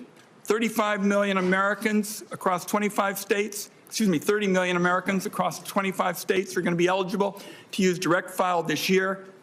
That's if it continues to survive. The software giants want direct file killed. Republicans are on their side, so maybe they're going to get their way. If they do, it'll cost American taxpayers hundreds of millions of dollars this year alone. Trump and Republicans aren't stopping there when it comes to siding with special interests over the typical consumer. The Inflation Reduction Act was the largest investment in clean energy in our history. It was largely developed in this room, and it took years to try to find the common ground around technological neutrality. And the more you reduce carbon, the bigger your tax savings. It's created hundreds of thousands of jobs. It's saving consumers money on their energy bills. And along with record fossil fuel production, it's brought energy security to a level not seen in generations. Our country is in a clean energy arms race with China and other powers. But unfortunately, these policies from Donald Trump and Republicans may prevent us from winning that arms race with China. That's because the Trump administration is talking about selling out the special interests and far-right ideologues that want to nuke the provisions of the IRA that help us promote clean energy. They want to keep in place the oil and gas subsidies that have been around for more than a generation, but eliminate the incentives that put us in the lead on clean energy. From what I've read, that's how the nominee sees it as well. That would be a recipe for higher energy costs, weaker energy security, and surrender to China when it comes to clean energy jobs and investment. In my view, that just defies common sense. I'll close with this. Many people, myself included, hoped that the president-elect would pick a steady hand for Treasury Secretary, someone who would be a moderating force, who'd work with all sides, and especially for the interests of all Americans, for a tax code that gives everybody in America the chance to get ahead, not just the people at the top. So this is an important discussion today, and I wish I had read something that would indicate that this nominee would be the kind of Treasury Secretary I described. That's why we have the hearing, to get his views. Thank you, Senator Crapo. Thank you very much, Senator Wyden. And today, we are honored to have our good friend and colleague, and now the new Budget Committee Chairman, Senator Lindsey Graham, to help introduce the nominee. Welcome, Senator Graham, from the great state of South Carolina. I want to thank you for joining us today, and I'll turn it over to you to introduce Mr. Bessent. Well, thank you, Mr. Chairman, and ranking member to all my colleagues. And there are only 100 of us. We know each other pretty well. This is my first appearance in the Finance Committee, probably last. Y'all work on complicated stuff, and I'm glad you like this stuff. Seems kind of boring to me, but it's important what you do. And I respect the intellect of the people on this committee because our economy needs the best minds that we can find on the Finance Committee. And we need a Secretary of Treasury that knows what he's doing, has the trust of the president, and loves his country. Your ship came in with this guy. So Scott Besset's from South Carolina. He's academically gifted and real-world tested. He went to Yale, so nobody's perfect. When he told me that, I said, I don't know about that. But anyway, he's really, really smart, and this is a complicated area. Now, why am I here? Because Trump won. I wouldn't be here if Trump hadn't won. Trump won because more people voted for him. And he had to pick people to form his cabinet.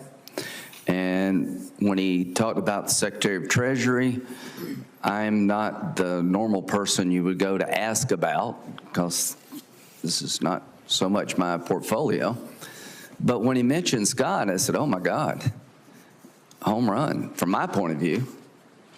I mean, you talk about somebody who's academically gifted, understands the world.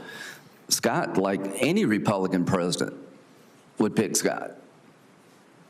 I mean, he's really understands the president and what the president wants to do. And the reason I vote for almost everybody, for every president, is I believe, colleagues, that every president deserves a cabinet that they know and trust and can rely upon. If I had to vote for people based on agreeing with them, I wouldn't vote for anybody y'all picked.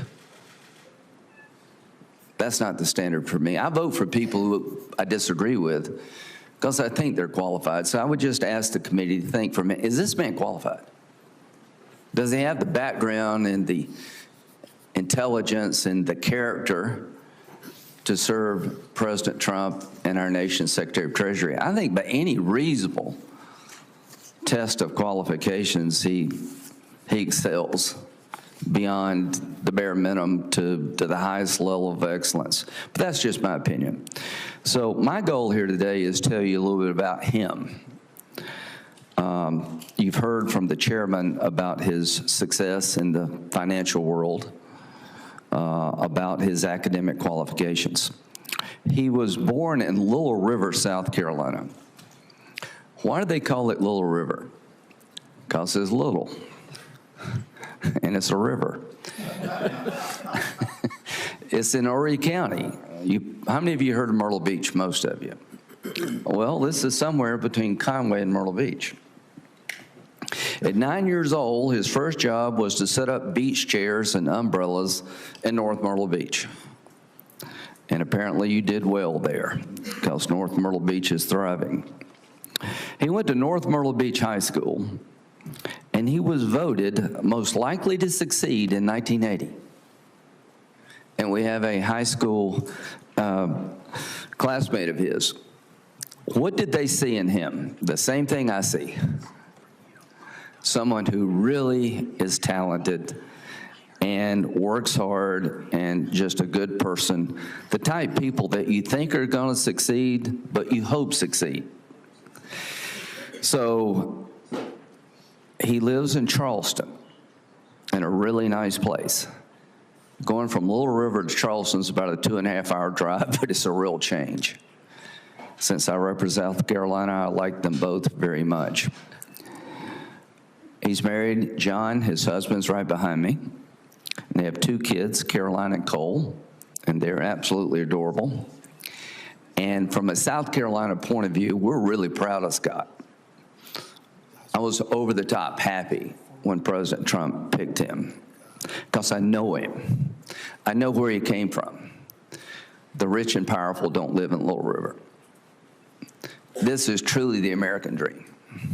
This man has been successful at everything he's ever tried to do.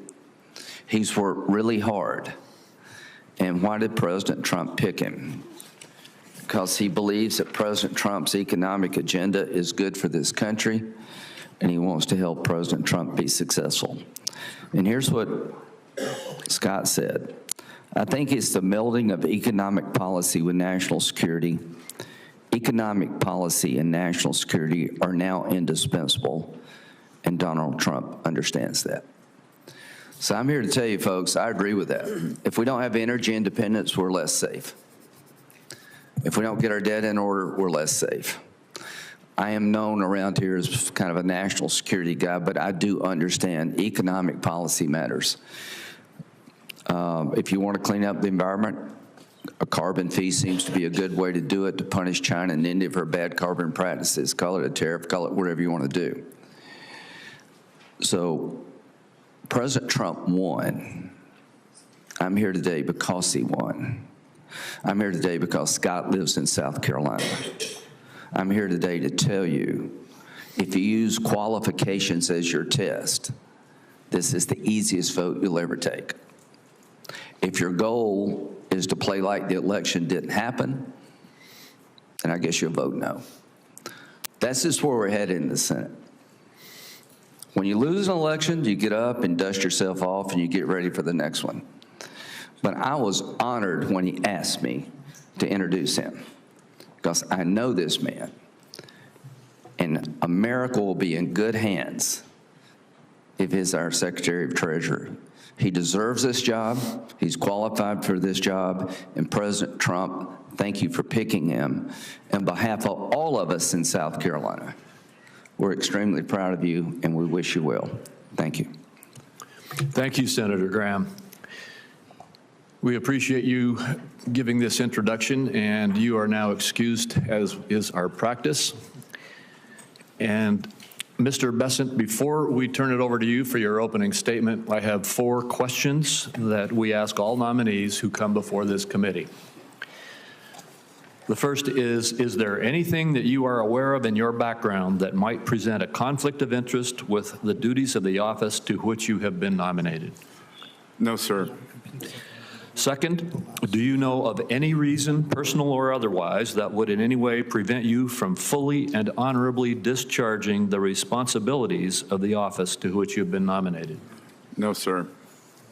Third, do you agree without reservation to respond to any reasonable summons to appear and testify before any duly constituted committee of the Congress if you are confirmed? Yes, sir. And finally, do you commit to provide a prompt response in writing to any question addressed to you by any senator on this committee? Yes, sir. Thank you very much. Again, welcome to the committee, Mr. Bessent, and you may make your opening statement. Good. Thank you. Chairman Crapo, Ranking Member Wyden, members of the Finance Committee. It's an honor and a privilege to be considered by this committee as the President's nominee for the Secretary of the Treasury. I want to thank all of you who took the time to meet with me over the past few weeks. I want to thank my spouse, John Freeman, who is here today, and my wonderful children, Cole and Caroline. Mike, I'm not sure if his mic's working. Who are sitting behind me. Mr. Bessent, could you pull the microphone a little closer to you? Who are sitting behind me for the ultimate civics lesson. I want to acknowledge 3 people who couldn't be here today. My 98-year-old mother-in-law, Celine Freeman, a World War II French war bride of an American soldier who lives with us in Charleston, South Carolina, making for a 3-generation household. My sister, Paige McLeod Bessent, who doesn't like crowds and prefers the mountains of South Carolina to large cities, and my recently deceased sister, Wynn Bessent, who worked tirelessly as a public defender in one of South Carolina's poorest counties. I also want to thank President Donald Trump for having placed his trust and confidence in me for such an important role in his administration. While I've met with many of you, most Americans watching at home will be unfamiliar with my background. I have been blessed with a fulfilling and successful career, but my presence here today was far from predetermined. I was born and raised in the South Carolina Lowcountry. My father fell into extreme financial difficulty when I was young. When I was 9 years old, I started working 2 summer jobs, and I haven't stopped working since. I eventually made my way to Yale. I accepted my first internship in finance because the job came with a pull-out sofa in the office to sleep on, which allowed me to live in New York City rent-free. I've been involved in the financial markets ever since. I've been fortunate enough to work with some of the world's greatest investors in a career that has taken me to almost 60 countries over 40 years. My life has been the only in America story that I am determined to preserve for future generations. Today, I believe that President Trump has a generational opportunity to unleash a new economic golden age that will create more jobs, wealth, and prosperity for all Americans. My life's work in the private sector has given me a deep understanding of the economy and markets. And while this experience will be invaluable in crafting economic policy, I have long adhered to the principle that you should know what you don't know and lean on those who do. Having never served in government, I intend, if confirmed, to be in close contact with each of you in your offices and seek your counsel. The Treasury Department plays a critical role in protecting American national security. We must secure supply chains that are vulnerable to strategic competitors, and we must carefully deploy sanctions as part of a whole-of-government approach to address our national security requirements. And critically, we must ensure that the U.S. dollar remains the world's reserve currency. Today, Americans face significant challenges in an economy that has not created enough opportunities for working men and women. We have an affordability crisis, a housing shortage, and for the first time in my lifetime, parents feel as though the American dream is slipping away from their children. The federal government has a significant spending problem, driving deficits that have averaged an historically high 7% of GDP during the past 4 years. We must work to get our fiscal house in order and adjust federal domestic discretionary spending that has grown by an astonishing 40% over the past 4 years. Productive investment that grows the economy must be prioritized over wasteful spending that drives inflation. As we begin 2025, Americans are barreling towards an economic crisis at year-end. If Congress fails to act, Americans will face the largest tax increase in history, a crushing $4 trillion tax hike. We must make permanent the 2017 Tax Cuts and Jobs Act and implement new pro-growth policies to reduce the tax burden on American manufacturers, service workers, and seniors.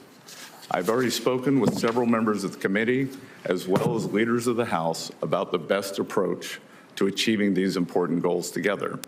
As President Trump has said, we will unleash the American economy by implementing pro-growth regulatory policies, reducing taxes, and unleashing American energy production. The breadth and depth of our capital markets, along with predictable pro-growth tax policy and smart updated regulation, will continue to make America the most popular destination in the world for starting, growing, and taking public a business. And as we rebuild our economy and lay the foundation for the next generation of American competitiveness, we must use all the tools available to realign the economic system to better serve the interest of working Americans. For too long, our nation has allowed unfair distortions in the international trading system. President Trump was the first president in modern times to recognize the need to change our trade policy and stand up for American workers. If confirmed, I look forward to working with President Trump and members of this committee to do just that. Members of the committee, these are just some of many important goals that President Trump has laid out for me and others on his economic team. I firmly believe that if confirmed, and with your counsel and support, we can usher in a new, more balanced era of prosperity that will lift up all Americans and rebuild communities and families across the country. I humbly thank you for your consideration, and am eager to take your questions. Thank you, Mr. Besant. Before I begin my questions, I want to reemphasize how appreciative I am of your diligence in the process that we've gone through vetting here in this Senate. I appreciate the more than 3,000 pages of supporting material you've provided, as well as the countless hours you and your staff have offered to respond to questions from members of this committee. Let me be clear. You followed all of the applicable law and met the committee's long-standing diligence standard. Your process matched that which has applied to nominees in every previous administration. And I want to go in my first question to you to the Tax Cuts and Jobs Act, which Senator Wyden and I have both mentioned already, and you've mentioned in your remarks. The attack on this statute, this law, which is law, I remind everybody it is the law now, it was passed in 2017, is that it was a tax cut for the wealthy. I appreciate you, Mr. Besant, noting that it will be a $4+ trillion tax increase if we do not extend this law. And a point that I would remind all of my colleagues is that if that $4+ trillion tax increase happens, it's not just going to be something that impacts the wealthy. It is $2.6 trillion of it. The majority of it falls on people who make less $400,000 for a family with two taxpayers, for under $400,000 per year. That's the number that President Biden chose to say he wanted to protect it. $2.6 trillion of this tax cut hits those making less than $400,000. Moreover, massive amounts of it hit pass-through entities, small businesses across this country. This is not a tax cut for the wealthy that we're talking about. It is a tax increase on all Americans, the majority of whom are in the lower and middle income categories. My question to you is, one of our pivotal tasks is to make sure that this tax increase does not happen. Can you give us your perspective on the impact that would occur in this country if we allowed this $4 trillion tax increase to happen? Senator Crapo, thank you for this, and thank you for the meetings over the past few weeks. I've enjoyed working with your staff, and this is the single most important economic issue of the day. This is pass-fail, that if we do not fix these tax cuts, if we do not renew and extend, then we will be facing an economic calamity, and as always, with financial instability, that falls on the middle and working class people. We will see a gigantic middle class tax increase. We will see the child tax credit halved. We will see the deductions halved. So it will be what we call in economics, it has the potential for a sudden stop. And as I said, traditionally with these sudden stops, it falls on working Americans. Thank you. And I would just say to you, you may be aware of this, but the Tax Foundation has indicated that if we do sustain these tax cuts and protect them from expiring and stop this tax increase, that the extension of this policy would increase the growth of the GDP in the United States by 1.1% over time. Similarly, and I don't know how they came up with the same number, but the National Association of Manufacturers indicates that if we don't extend this tax relief, that there will be a 1.1% reduction in growth of jobs and development in our economy. It seems to me that as we are talking about what to do for America, that protecting America from a 1% reduction versus a 1% growth in GDP is a critical objective. Could you just give a little bit of perspective? I know you've just answered this question in another context, but could you just give a little bit more perspective on those kinds of dynamics? And I'm sorry, I'm going to try to keep to 5 minutes, and we've only got about 15 seconds left of mine, and I want to be sure everybody else stays on time, so I will too. Could you quickly respond? Well, Senator, I would just say that we saw the power of these tax cuts in 18, 19, and going into January of 20 before they were interrupted by COVID and the great success that we had. Thank you. Senator Wyden. Thank you very much, Mr. Chairman. Let me say to the nominee, I've got 4 questions that I'm going to ask, and if we both can keep it brief, I think we can get to all of them, because I think it really frames for us what the debate is all about. I'm going to start by talking about the future of direct file. This is the program that helps our people who choose it to save hundreds of dollars when they file their tax return. Last year, the IRS launched it. It was enormously popular among taxpayers, but of course, the tax software giants and their big lobby just hate it. They want to shut it down. Now, the filing season starts January 27th, so it opens in 10 days, and millions of taxpayers around the country have already been notified that they are going to be eligible to use direct file this year. So I won't do this for every question, but I'd really like a yes or no on this one. Will you commit to keeping direct file up and running if you're confirmed? I will commit that for this tax season, that direct file will be operative, and the American taxpayers who choose to use it will. And if confirmed, I will consult and study the program and understand it better and make sure that it works to serve the IRS's 3 goals of collections, customer service, and privacy. I appreciate the answer. It means that taxpayers are going to save, who choose to use it because it's voluntary, hundreds of dollars, and we'll have a chance to see once again how popular it is with practically everybody except the tax prep software crowd. On to tariffs. Donald Trump, with no plan and no strategy, says he's going to put across-the-board tariffs, blanket tariffs on all imported goods. which means that our workers and our small businesses are going to get clobbered with additional taxes on practically everything they buy from other countries. My question here is, who would pay these tariffs? Americans or foreign countries? So this, Senator Wyden, just to understand, so I can frame the answer correctly, do you believe that these tariffs are a consumption tax increase?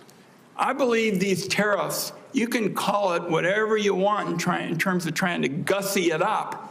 They're going to be paid for by our workers and small businesses. And all through the campaign, we heard they weren't, that foreign countries were going to pay it. I think that's baloney. It's going to be paid for by workers and small businesses.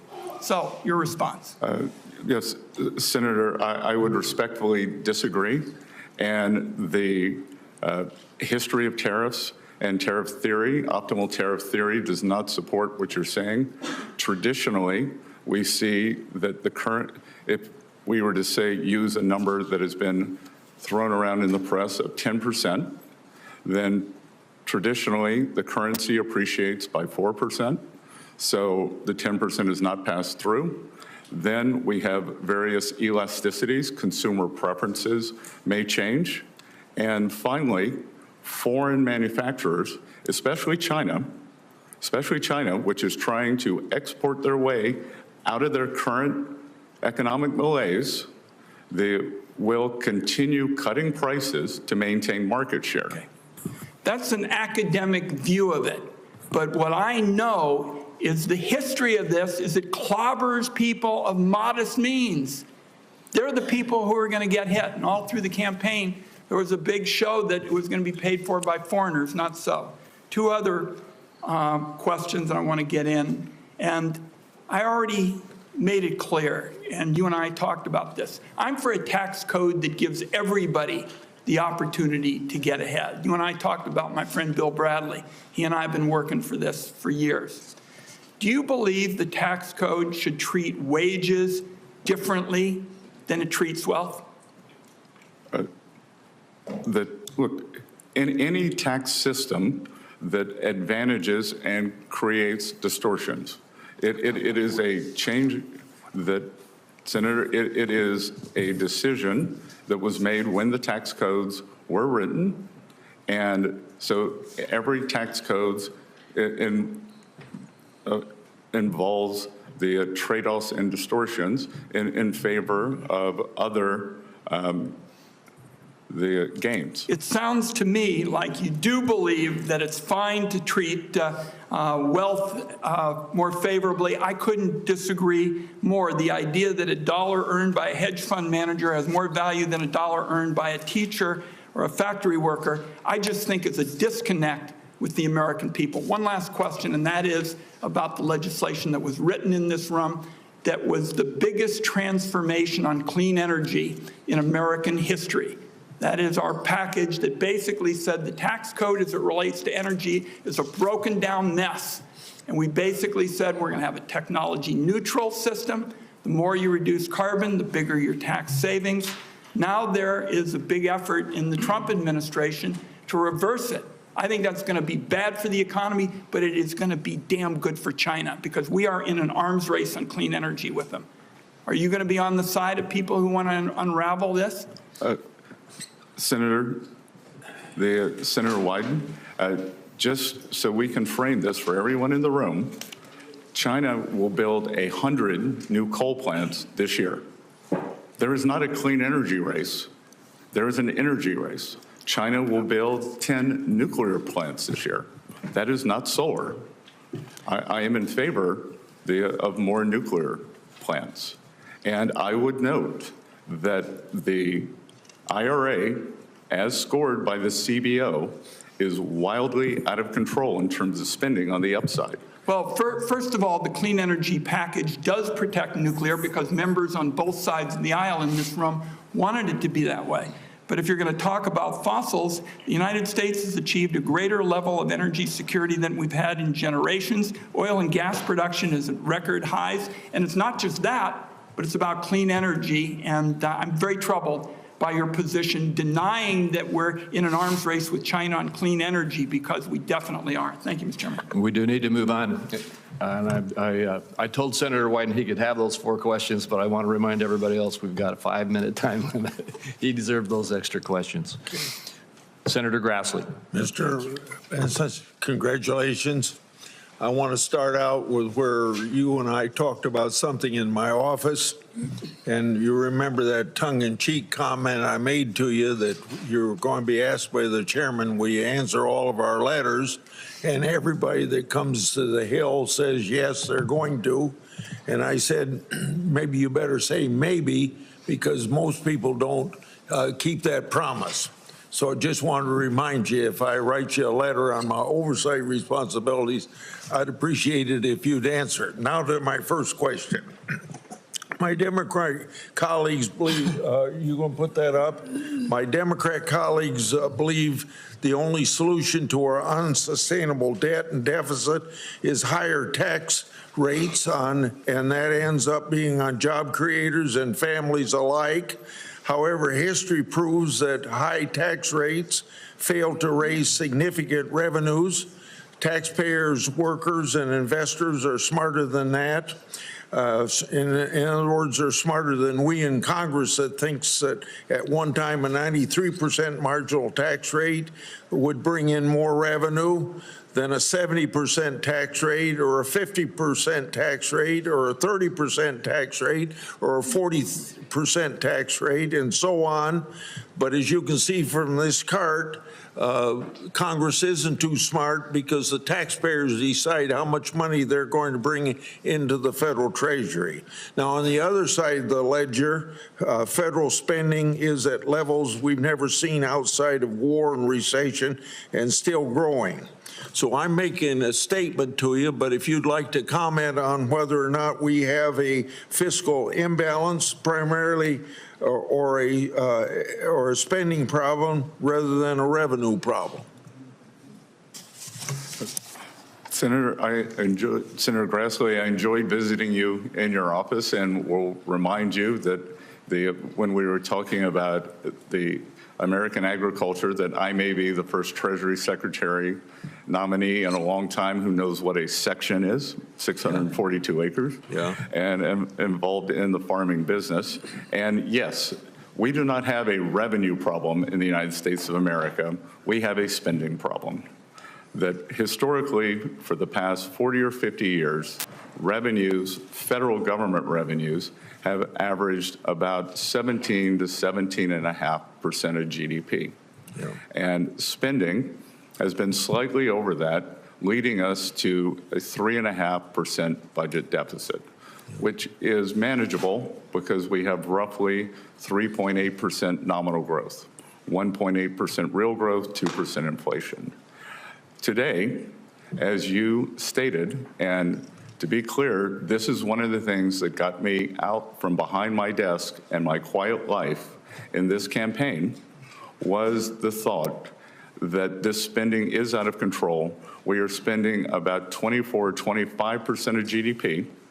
So as you said, 6.8 to 7% deficit. We have never seen this before when it is not a recession or not a war.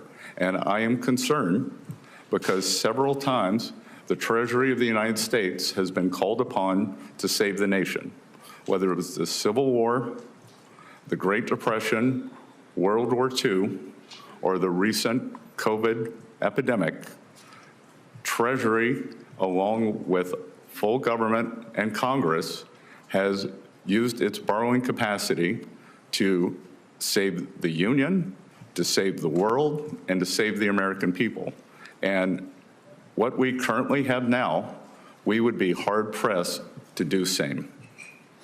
My last question is one I ask a lot of people to come from Treasury. While I oppose tax hikes on individuals, families, and small businesses, I've long championed sensible policies geared towards shutting down tax loopholes and providing tools to IRS to detect tax cheats. Primary example is my legislation that I authored in 2006, the IRS whistleblower law. It's brought $6 billion back into the federal treasury. This program could raise billions more if IRS would use it to its full potential.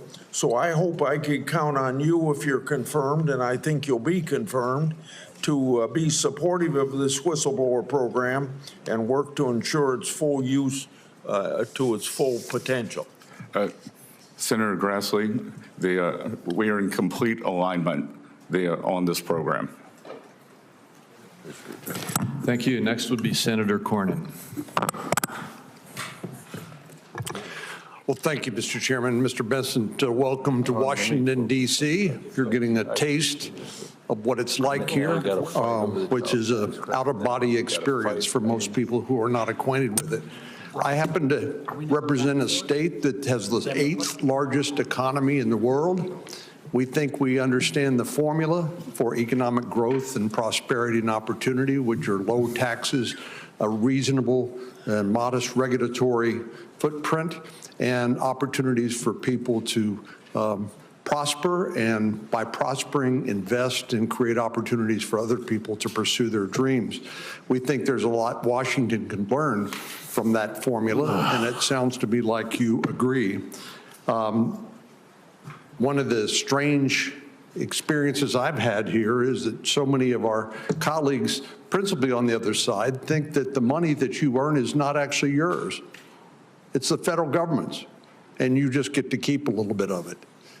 Conversely, I believe that the money that people earn is theirs, and they have a responsibility to pay taxes. But as you point out, an over-tax burden or large tax burden has a way of depressing the economy and reducing standard of living. So I'm grateful for your nomination, and I think you are exactly the type of individual that needs to serve in this important position, and I support your nomination wholeheartedly. Let me ask you, in the short time I have, one sort of obscure question and another one that we discussed in our office.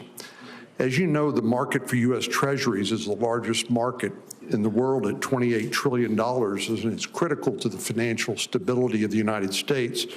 There is actually a proposal for an entity to clear U.S. Treasury futures at the London Clearing House, which is overseen by the Bank of England. Some argue that the Bank of England would have control over a, heaven forbid, a default scenario in this critical market instead of the U.S. Is this a concern to you? Senator Cornyn, I enjoyed visiting in your office, and I would note that while Texas has more arrivals due to good economic policies, South Carolina has more arrivals as a percent of the population, also driven by our wonderful governor, Henry McMaster. I'm still going to vote for your nomination. I think it's 1,600 people a day in Texas, but go ahead. Yeah. Everything's bigger in Texas, sir. You raised a very important question, and one that I will investigate further. I was unaware until the past few days of this with the new exchange. What I can tell you is, as a student, a professor of economic history, that it is important for the U.S., for U.S. Treasuries, for us to be able to resolve any stress issues in the market in the U.S. We saw during the Lehman Brothers bankruptcy that many of the problems emanated from the UK subsidiary. So this is something that, thank you for bringing this to my attention, and my inclination is that the resolution authority must lie here in the U.S., but I will get back to you in writing with an answer on this if confirmed. Thank you. You appropriately mentioned China as one of our biggest challenges. While I believe in free and fair trade, we know that some countries, principally the PRC and the Chinese Communist Party, don't play by the rules. Over the years, by some estimates, U.S. investments in Chinese companies have totaled $2.3 trillion in market value. That was at the end of 2020. That included $21 billion. These are American companies investing in China. $21 billion in semiconductors, $54 billion in military companies, and $221 billion in artificial intelligence. So it's pretty clear to me that U.S. investments have fueled China's economic growth, which has allowed them not only an increased standard of living, which is great for the Chinese people, but problematically, it's also allowed them to modernize their military and now threaten the peace in the Indo-Pacific and beyond. As we discussed, I've introduced a bill that would require transparency of American companies investing in China. And of course, the entity that would receive the reports from American companies that do that, and since it's strictly a reporting requirement, would be Treasury. What's your view of an outbound investment transparency requirement? Senator Cornyn, I believe that, as we discussed in your office, this is a very important issue. That the Chinese economy is the most unbalanced economy in the history of the world. They are using their surpluses to fund their military machine in China, and I'm not going to try the Mandarin pronunciation for the sake of everyone in the room, but there is a phrase that is two words: military industrial, and military always comes first. So we should understand that, and that we should have a very rigorous screening process for, as you identified, anything that could be used in AI, in quantum computing, in surveillance, in chips, that the U.S. has the lead, and we must make sure that we maintain it through smart policies such as you and I discussed. Thank you. We need to move on. Senator Bennett. Mr. Besson, thank you for being here. Mr. Chairman, congratulations on your position. We look forward to working with you, as I always have. Mr. Besson, thank you for your willingness to serve. We are at the beginning of what's going to be a vigorous conversation about the country's fiscal health. You've described our deficit as alarming, and yet you are here with the same Trump tax policy that has burdened the American people with another $2 trillion of debt that their kids and grandkids are going to have to pay back. And despite the conversation we've heard over here, clearly, the distribution of it was deeply, deeply, deeply unfair. 50% of it went to the top 5% of Americans, 75% of it, if you add the SALT, which even the Wall Street Journal won't support because it's so unbelievably outrageous, will go to the wealthiest 5% of Americans. The tax policy is one that's hard. It is, for some reason in this room, it makes sense to people. In America, I don't think there's been a mayor in the history of the United States whose tax policy has been to go to the people of New York City or of Atlantic City or even of Mar-a-Lago and said to them, I have an idea. I'm going to borrow more money than we have ever borrowed in the history of that community, and I'm going to spend it. And I would say, well, geez, I'm worried about that. I don't want us to borrow a bunch of money without knowing what it's going for. What is it going for? Is it going for schools? No. Is it going to compete with the Chinese in their defense? No. Is it going to pay for parks? No. Is it going to deal with the mental health crisis that we have in America? No. Is it going to pay to secure our border? No. What are you doing with the money, Mr. Besson? What were you doing with the money, Mr. Mnuchin? What are you doing with the money, Mayor, in America? The answer is we are going to give it to the richest people in America, the richest people in our community, and expect that somehow that's going to trickle down to everybody else. That has been the Trump tax policy since the day he showed up, and no mayor in America would ever, with a straight face, say that's what they should do. And in fact, no America in history has done that. But to add insult to injury, you sit here, and Mr. Mnuchin sat here at his time and said, it's all going to be paid for by economic growth. We know that's not true. We know it costs $2 trillion. So while the benefit went to the richest people in America, the cost is being borne by the children of working people all over this country.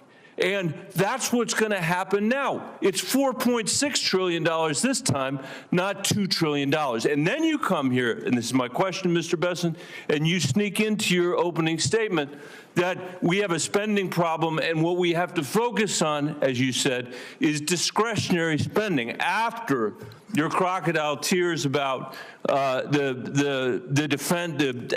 China is out competing us. And as you know, because you're a smart person, and you've spent a lot of time on Wall Street, just like your predecessor did, discretionary spending is about a third of our overall spending. 17% of what we spend is domestic. 17% roughly of what we spend is military spending. That spending you were talking about with respect to China. There are so many things I think you owe the American people after we have seen the catastrophe of the result from the tax cuts the last time and the fact that the benefits went to the wealthiest people. But don't you at least owe the American people a refund for the $2 trillion that they've already incurred because of the last round? Before you get to the $4.6 trillion, can't we think of a better idea in the halls here than cutting taxes for the wealthiest people and expecting that it will trickle down to everybody else when we have the profound needs that you have talked about? When we're living in an economy, you had the American dream. We heard you say that.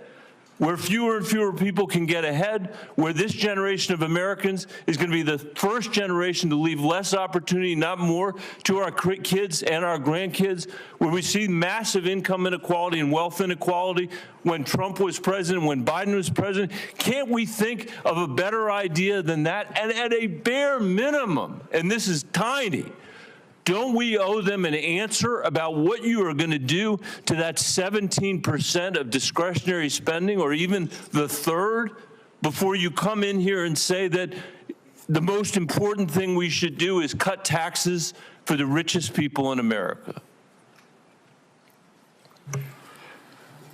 Senator, thank you. And I would respectfully disagree with much of your categorization in terms of the benefits accruing to the richest Americans.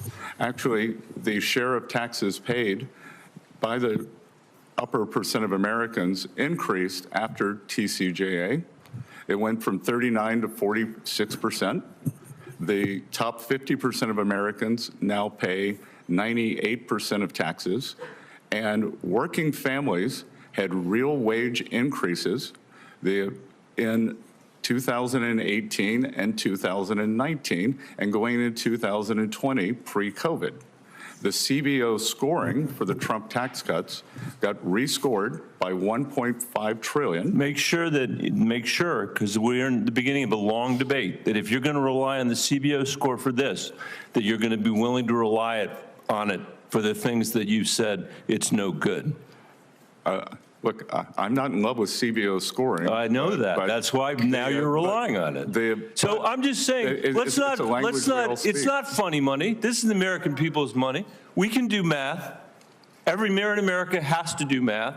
And we're going to insist that you do the math too, because we know George Soros understands the math when you work there, and you understand full well what's going on here, just like Steve Mnuchin did, just like Donald Trump does, and we're not going to let it happen against the American people. Thank you, Mr. Chairman.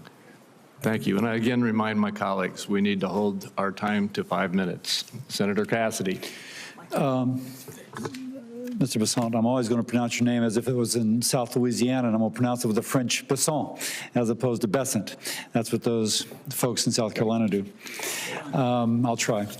Let me compliment you on substantive answers. Sometimes we get people here who just rope-a-dope, and they'll have a set of statements such as have been just delivered, and all due respect to my colleague, and they just rope-a-dope, and you actually give substantive answers. I thank you for that. By the way, I'm also, Lindsey Graham alluded to it, going back to tariffs, which Senator Wyden spoke of. I've been very concerned that countries like China manipulate environmental regulations. You point out that they're building 100 coal-fired plants over a period of time, and that whatever we do will not have an impact on global greenhouse gas emissions because China's putting up so many. I believe I've learned that that is called an externality in economics. When we met, we discussed the foreign pollution fee, which would put a levy, a tariff on those carbon-intensive products coming from countries like China, roughly commensurate with their avoided cost of not controlling it. Now, I would think that my Democratic colleagues would like that, because that's clearly a way that they are manipulating the world economy to steal jobs from the United States and simultaneously increase global greenhouse gas emissions. Any comments on such a foreign pollution fee? Senator Cassidy, I greatly enjoyed our discussion and the extensive presentation you gave me when I visited with you. And this is a very good question, because, and I believe it is one for your Democratic colleagues to understand whether they would be in favor of the equivalent of a carbon tariff, that Senator Graham is in favor of it. And I think this is a very interesting idea that it could be part of a entire tariff program, because I think President Trump hasn't taken office yet, but if confirmed, I look forward to working with him on various strategies, some that could be specifically aimed toward carbon, as you say, others that could be aimed toward unfair trade practices, unfair financing practices. So if you will, there's externalities that a tariff can address. Those externalities in and of themselves hurt the pocketbook or the job prospects of an average American. Let me move on. I think you would agree with that. I applaud your goal to get our debt to GDP ratio down to 3%, or percent of our GDP down to 3%. But you studiously say that we can't talk about things like Social Security. And I think that's because routinely, if we talk about Social Security, we presume that there's going to be a cut in benefits or a raise in taxes. I think we spoke when we met. I and others have a bipartisan plan that would create a pension investment fund separate from the Social Security Trust Fund, and that, just like we do with our 401ks, invested in the broader economy and use the proceeds from that to offset the upcoming 25% cut in Social Security benefits that will occur if we don't address this problem. And just so folks get that, under current law, when the Social Security program goes insolvent in 8 years, per CBO, there'll be a 25% cut in benefits. Under the plan I and others have endorsed, it's a pension investment fund in which we, again, would invest in the broader economy with all the safeguards to keep the government from interfering. I mention that because it seems that other advisors to the president, incoming president, have spoken of creating an investment fund to benefit. Mr. Lutnick, I think, has. Mr. Paulson did on the campaign trail. What are your thoughts about that concept? I think they spoke about it as sovereign wealth. I'm speaking about it as a fund to bail out social. Not, by the way, all risk borne by the fund, none of the risk borne by the beneficiary. She would get her scheduled benefits. What are your thoughts on that? So, Senator Cassidy, first of all, I want to emphasize that President Trump has said that Social Security and Medicare, they will not be touched. And I believe... but I'm saying touch in a positive way, not cut benefits, not raise taxes, indeed increase benefits, and take that 25% cut off the table, just to make that clear. No, I understand. And so those would not be touched. One of the tragedies of this blowout in the budget deficit is that we have to get our short-term house in order to start, before we can start implementing the smart plans such as yours. I do believe that there is discussion to leverage the asset side of the U.S. balance sheet, as we discussed in your office, in favor of a fund, whether it's a sovereign wealth fund, something, as you discussed, a supplemental fund. So that is very much in the mix. I look forward to getting back to you on it. President Trump hasn't taken office yet. If confirmed, this is something that I think could be very exciting, because we always look at the debt of the United States, and we have fantastic assets that could be earning, leveraged, or used for multiple revenue-generating opportunities. Thank you. Thank you. Senator Warner. Thank you, Mr. Chairman. Congratulations. Mr. Bessent, it's good to see you and enjoyed our meeting. I've got some specific questions I want to ask, but I don't want to litigate this now. But I do feel, as someone working with Senator Crapo and others, when we took on, I still think, the most comprehensive post-Simpson-Bowles, and we took arrows from each side. And I'm looking at any kind of pro-growth policies possible, but I just respectfully want to say there is not an industrial nation, first world industrial nation in the world, that gets anywhere close to meeting their revenue needs, and I'm not proposing that America spend anywhere like the Europeans at 17 to 18% of GDP. It's never happened historically. It's not going to happen in a Trump administration or future Democratic administrations.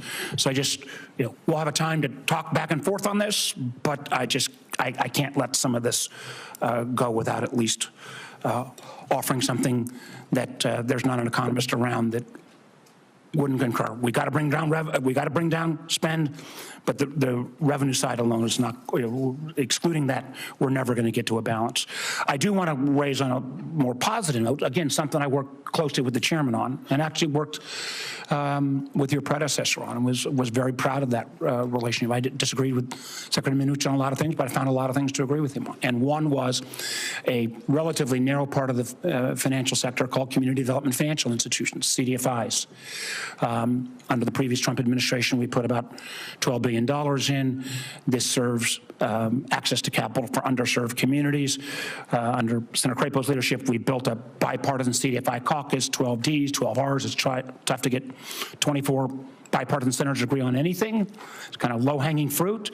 There are things we can do to continue to expand this area, creating a secondary market. We've got some bipartisan legislation there, trying to reward patient capital. A lot of these institutions now have Tier 1 equity, but they've got to get patient capital. And again, Senator Crapo and I have worked with the current administration, would want to work with yours on something called the Economic Opportunity Coalition.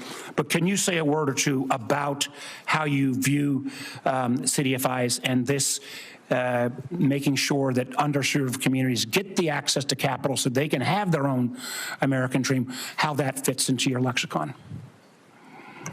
Senator Warner, I enjoyed talking to you about CDFIs in your office.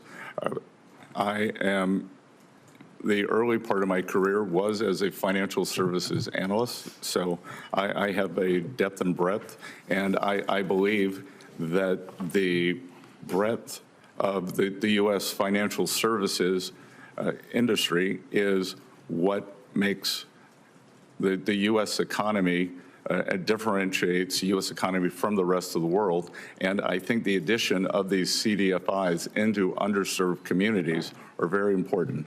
Well, I appreciate that. And again, it's bipartisan. And there are, again, you understand markets well.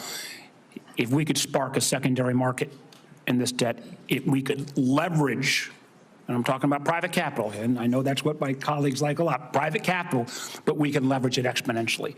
One of the things we discussed, and again, we talked about this in my office, and I don't want to, one of the things I was happy to hear, I feel very strongly that we cannot reward Vladimir Putin's aggressive, outrageous behavior in Ukraine.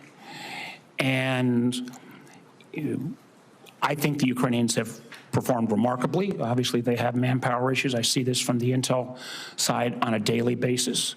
One of the areas that I think we have not done as well, and candidly, the sanctions regime, I don't think was as effective as it should have been. And I frankly think the Biden administration waited too late to put some of these additional sanctions on oil and tankers.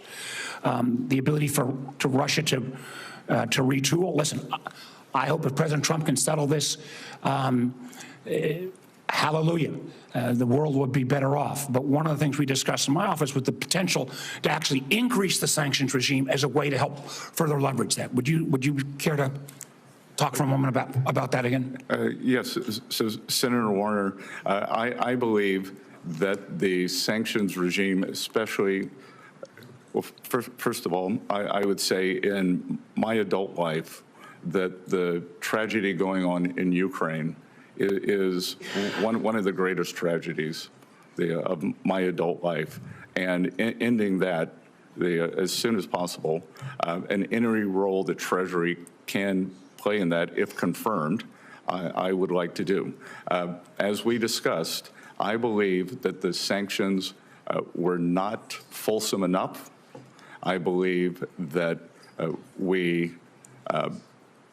I believe that the previous administration was worried about raising U.S. energy prices during an election season, and I am perplexed to see that National Security Advisor Sullivan, on his way out the door, is raising the sanctions level on Russian oil companies.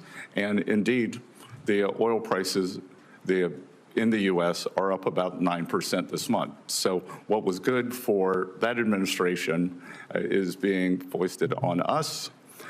But having gone from, I think, low-level sanctions to mid-level, that if any officials in the Russian Federation are watching this confirmation hearing, they should know that if I'm confirmed and if President Trump requests, and as part of his strategy to end the Ukraine war, that I will be 100% on board for taking sanctions up, especially on the Russian oil majors, to levels that would bring the Russian Federation to the table. And I will only take 30 seconds. Let me just get 30 seconds.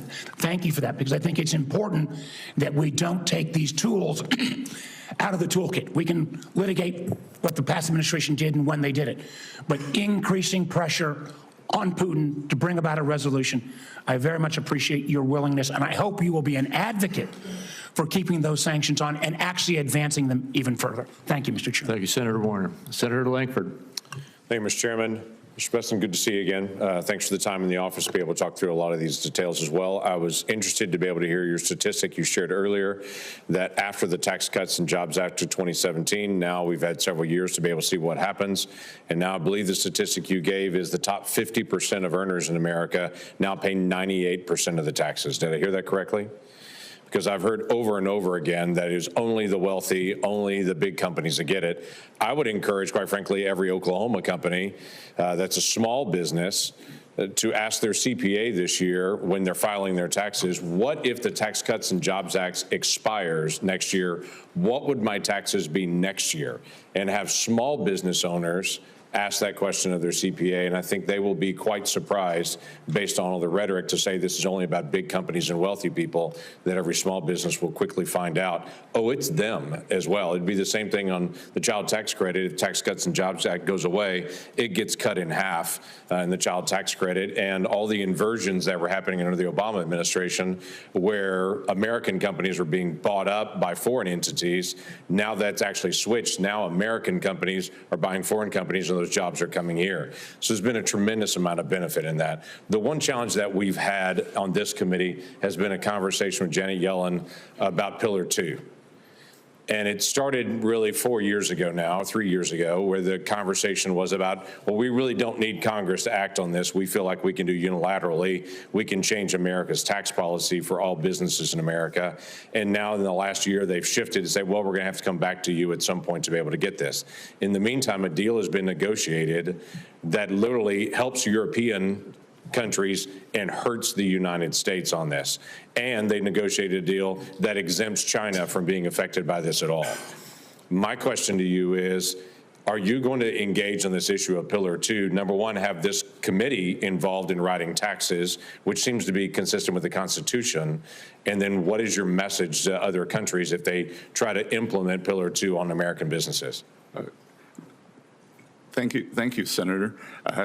As we discussed in your office, Senator Langford, that I believe that any, especially European country, but any country that in the next few days before President Trump takes office is intent on implementing Pillar 2 will find it a grave mistake, that the taxation of U.S. companies is a sovereign issue, and that authority lies with this Congress, and I will respect that. I will work with you to undo what I think has been a terrible policy. Yeah, which I would agree, and many members in this committee would agree, that not only they went around Congress violating the Constitution, but it deliberately hurt American companies. And I just think that's really terrible policy on it. It truly was America Last policy. On the energy side, you've talked a lot about energy production. I'm Oklahoma, and unashamedly, we're all the above and all the below energy. We probably have more wind and hydro and solar production in my state than any other state on this dais, with very few exceptions, but we also use oil and gas. And we're going to produce all the energy that our state needs to be able to make sure that we stay stable on that. One of the issues that is a business issue for small or large businesses that I've been fighting for is a stable bonus depreciation amount. This is not about the type of energy or the type of business even. It's if you're actually investing in your company and trying to grow your company, that you would know what that bonus depreciation. Now, this will help with pipeline productions, but it will also help a pet shop and a hair salon and a restaurant just as much as well. And so thoughts on bonus depreciation and just a stable rate for that? So, Senator Langford, you're referring to the 100% immediate? Yes, what has been in the past, but for, quite frankly, a stable rate, period. Right now we have a diminishing rate that's unpredictable. Yes, so I think that increasing the after-tax return on capital for U.S. companies, especially small business, is one of the greatest forms of job creation that we could see. Yeah. And to go back to your point on energy production, we've heard much here today saying that we are at a record amount of energy production, and we know that's a canard. We are barely above where we were in 2020, and if we were to look at the Department of Energy projections for 2024 and 2025, we are well below those. The past 4 years, we have seen U.S. production constrained, and part of a fulsome sanctions program would mean that we need more energy production in the U.S. to make up for the loss of sanctioned Russian oil to protect the U.S. consumer. Right, which is American jobs, which is American income, which one of the things we're going to have to deal with is the intangible drilling cost punishment that was actually put on all the independent oil and gas companies in my state and everywhere else that drives up the cost for consumers as well. That's another issue that this committee needs to take on. Mr. Chairman, thank you. Thank you. Senator Hassan. Well, thank you, Mr. Chairman, and again, congratulations on your position. I look forward to working with you and all of our colleagues on the committee. And thank you, Mr. Bessent, for being here. Congratulations on your nomination and for your willingness to serve, and welcome to your husband and children as well. We are grateful for their willingness to share you with the country. I appreciate you meeting with me in this process and sharing your priorities at Treasury if you are confirmed. And I want to follow up on some of those topics today. I also just want to associate myself with the comments of my colleagues, Senator Bennett and Senator Warner. I certainly believe we need to cut taxes for working people, and we need to make sure the wealthiest pay their fair share. And with regard to Senator Warner's comments on sanctions, you mentioned if Vladimir Putin is watching this hearing. He's not the only one watching this hearing. China is watching this hearing, and we have talked about the importance of making sure that we are not only competitive but outperforming China for economic purposes as well as for national security reasons. And as important as a resolution in Ukraine is, history tells us that appeasing tyrants at the expense of freedom fighters never works. And it is critically important not only for the Ukrainian people and for the freedom of all of us, but it is important because China and North Korea are also watching what we do and watching this hearing and how we will go forward imposing sanctions. To turn to some of the topics that we discussed when we met in my office, the research and development tax deduction was one of them. It's critical to helping us outcompete countries like China. Currently, China provides a 200% super deduction for R&D, while American businesses can only immediately deduct 10% for R&D. I've worked with Senator Young on a bipartisan effort to restore the full and immediate R&D deduction. So do you support restoring the full and immediate R&D deduction? Will you work with me and my colleagues to get this across the finish line in Congress? Senator, I enjoyed the meeting in your office. I am not fully versed in this, but my inclination is that this is something that I would support, and I will get back to you, if confirmed, I will get back to you very quickly on it, and we'll make it a priority. Do you agree it's an important tool for American companies to improve their competitiveness? Yes, Senator. Thank you. One of my other top priorities is working on a bipartisan basis to lower costs for families. Under President-elect Trump's policies, do you believe that prices for families will go up or down? I believe that inflation will be much closer to the Federal Reserve's target of 2%. And I believe that what we have seen over the past few years is that the bottom two income quintiles have a very different basket of goods and services. So there are two ways. We can either lower cost or we can get real wages up. I would hope that we would be able to do both. So you believe that President Trump's policies will further increase wages and lower inflation? I believe that they will increase real wages and lower inflation closer to the Federal Reserve's 2% target as it did during President Trump's first administration. Are there any specific policies proposed by the president-elect that you expect will increase prices for families? There's nothing I can immediately think of. So that's a no. If the president-elect were to propose a policy that you believe will increase prices, would you advise against it? I would speak to President Trump about it. It is his decision, and I believe that we think that if we look back, that it is a complete composite return in terms of aggregate inflation numbers, and I think it's very difficult. Well, I have limited time, so if you believe that a policy that is proposed by President Trump would increase prices, would you advise him against doing it? Yes or no? I can't answer that question because it's a hypothetical. All right, let's move on to when we met prior to the hearing, you told me that President Biden was responsible for increased prices over the past 4 years, something we can litigate, but I don't want to right here. By the same token, I assume you would agree that if prices increase in the next 4 years, President-elect Trump would be responsible. I think there could be a variety of reasons. I think that it could be we will see the policies of the Federal Reserve, the spending policies. Congress sets the spending policies. So, look, I'm going to cut to the chase because I'm out of time. But at the end of the day, what you're articulating is a double standard, and it's disappointing to me. Thank you, Mr. Chair. Thank you. Senator Daines. Chairman, thank you. Mr. President, good to have you here this morning. I think we're seeing here in this committee is we really do have a divide between two very different philosophies about how to go forward and what's best for the American people in this economy and what's best for global competitiveness. I remember sitting right in this chamber as we were debating whether or not we should launch the multiple trillion-dollar massive spending bills, which is a $2 trillion COVID bill, the Inflation Reduction Act, massive multi-trillion-dollar bills that even Democrat former secretaries of Treasury said could be inflationary, and indeed it was. You compare that outcome to what we are going to return back to the policies of the prior Trump administration, that when you lower taxes for businesses and the American people, you create more tax revenue, you create more economic activity, you create more wage growth, particularly for minorities as well. And you start to get back into winning in terms of global competitiveness.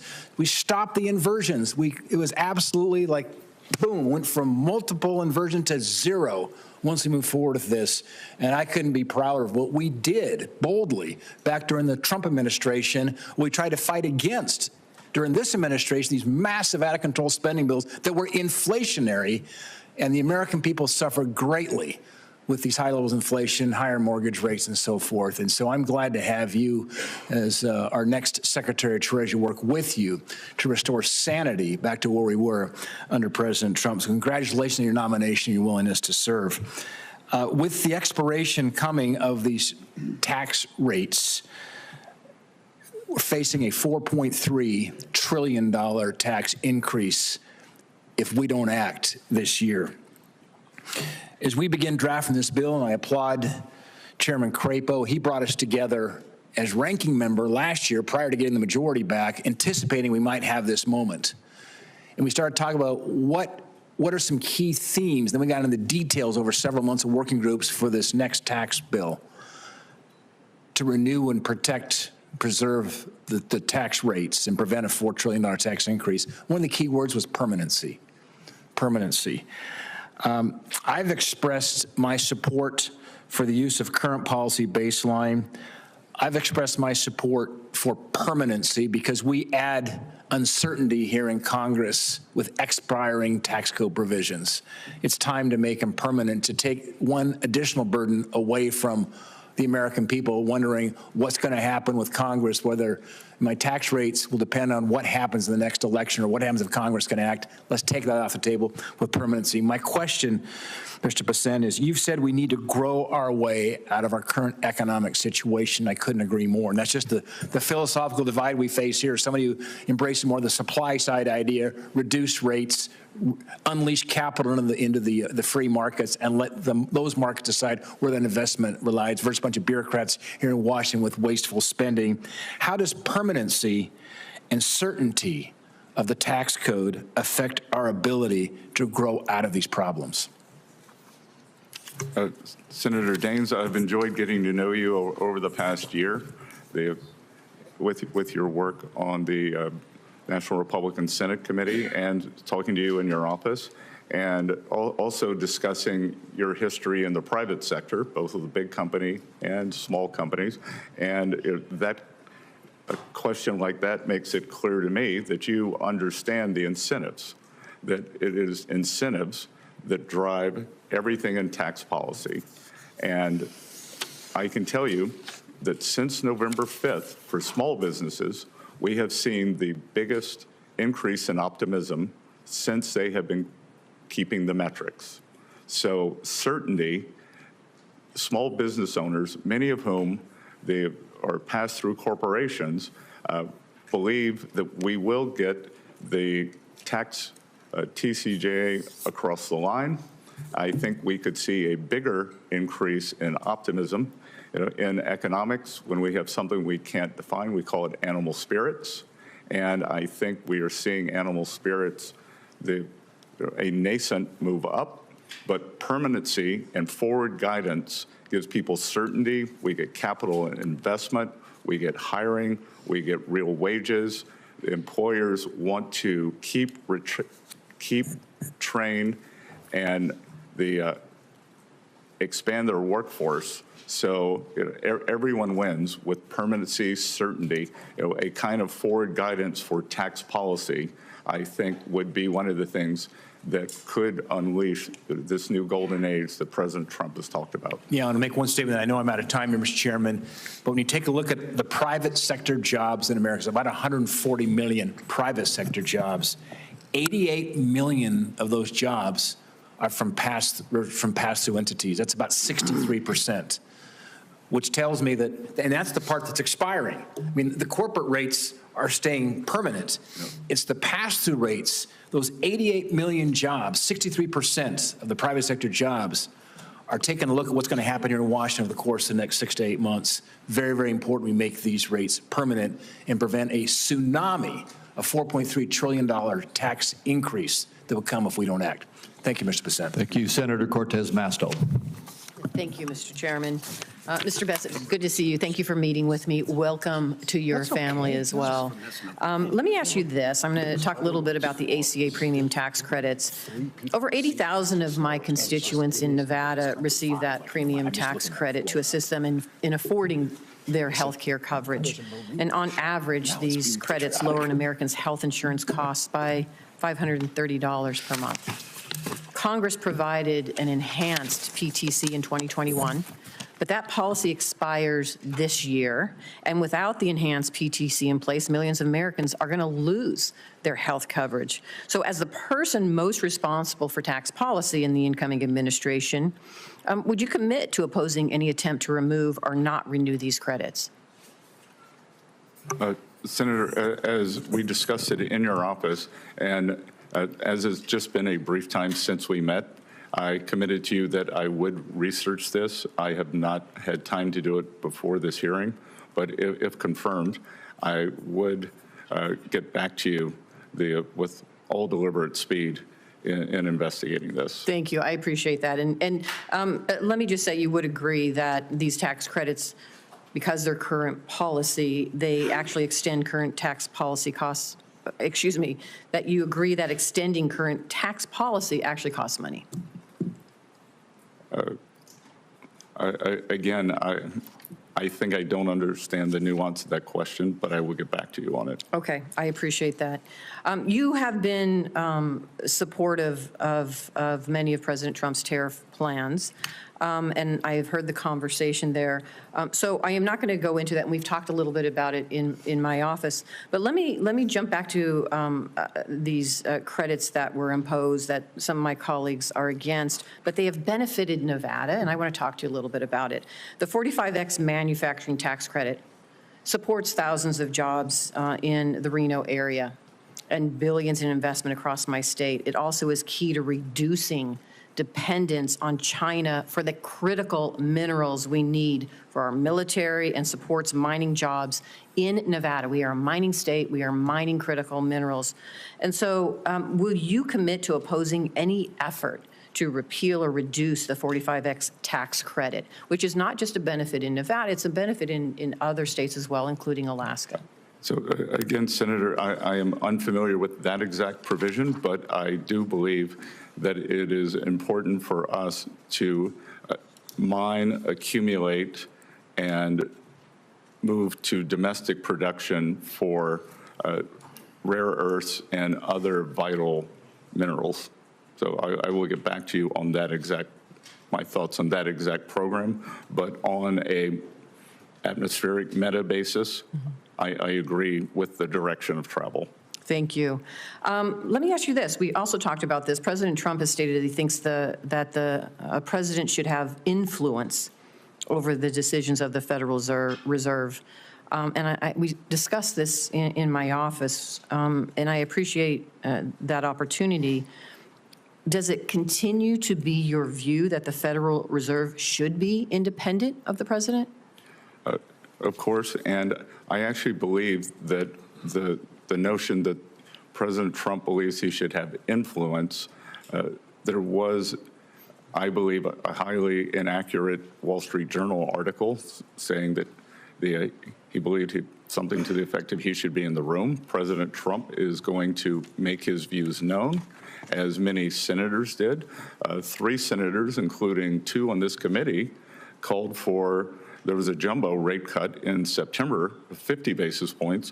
2 of the senators on this committee called for 70. I'm not asking my senator collegues. I get the politics on their sides. I'm asking you. But let me just say, you don't deviate from our conversation that you think that there should be independence. I think on monetary policy decisions, the FOMC should be independent. Thank you. I appreciate that.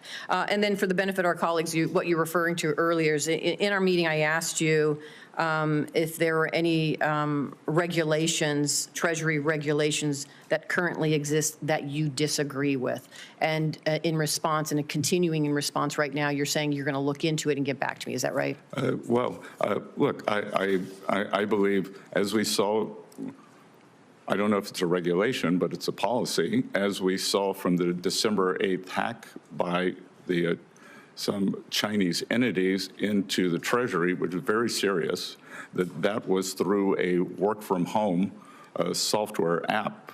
So one of the policies that I support, I intend to be in the building every day that I am in Washington, and I support a return to the office, which is against the current Treasury policy.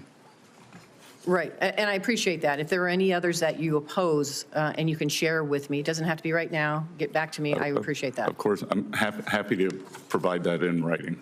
All right, thank you. Thank you so much. Thank you, Mr. Chairman. Thank you. Senator Young.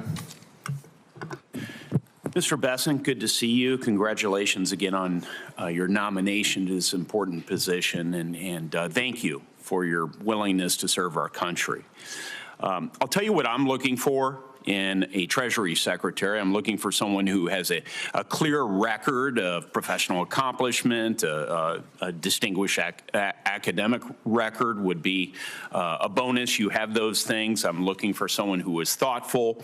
What I care less about is the performative dimension of the job. I have to tell you, so there's a lot of chatter in Washington about that, but I do appreciate your thoughtful answers here this morning. So I'm going to dive in and begin by asking you about a dimension of your role as Treasury Secretary. You will inherit the role of chair on the Committee on Foreign Investment in the United States, also known as CFIUS, that reviews foreign investments in American industries. And very recently, President Biden blocked Nippon Steel's acquisition of U.S. steel on national security grounds.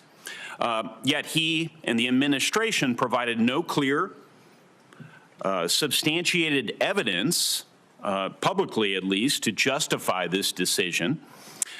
For my home state, this abrupt action has instilled a lot of anxiety, particularly in the Gary, Indiana area, where there's nearly $1 billion in investments that were promised.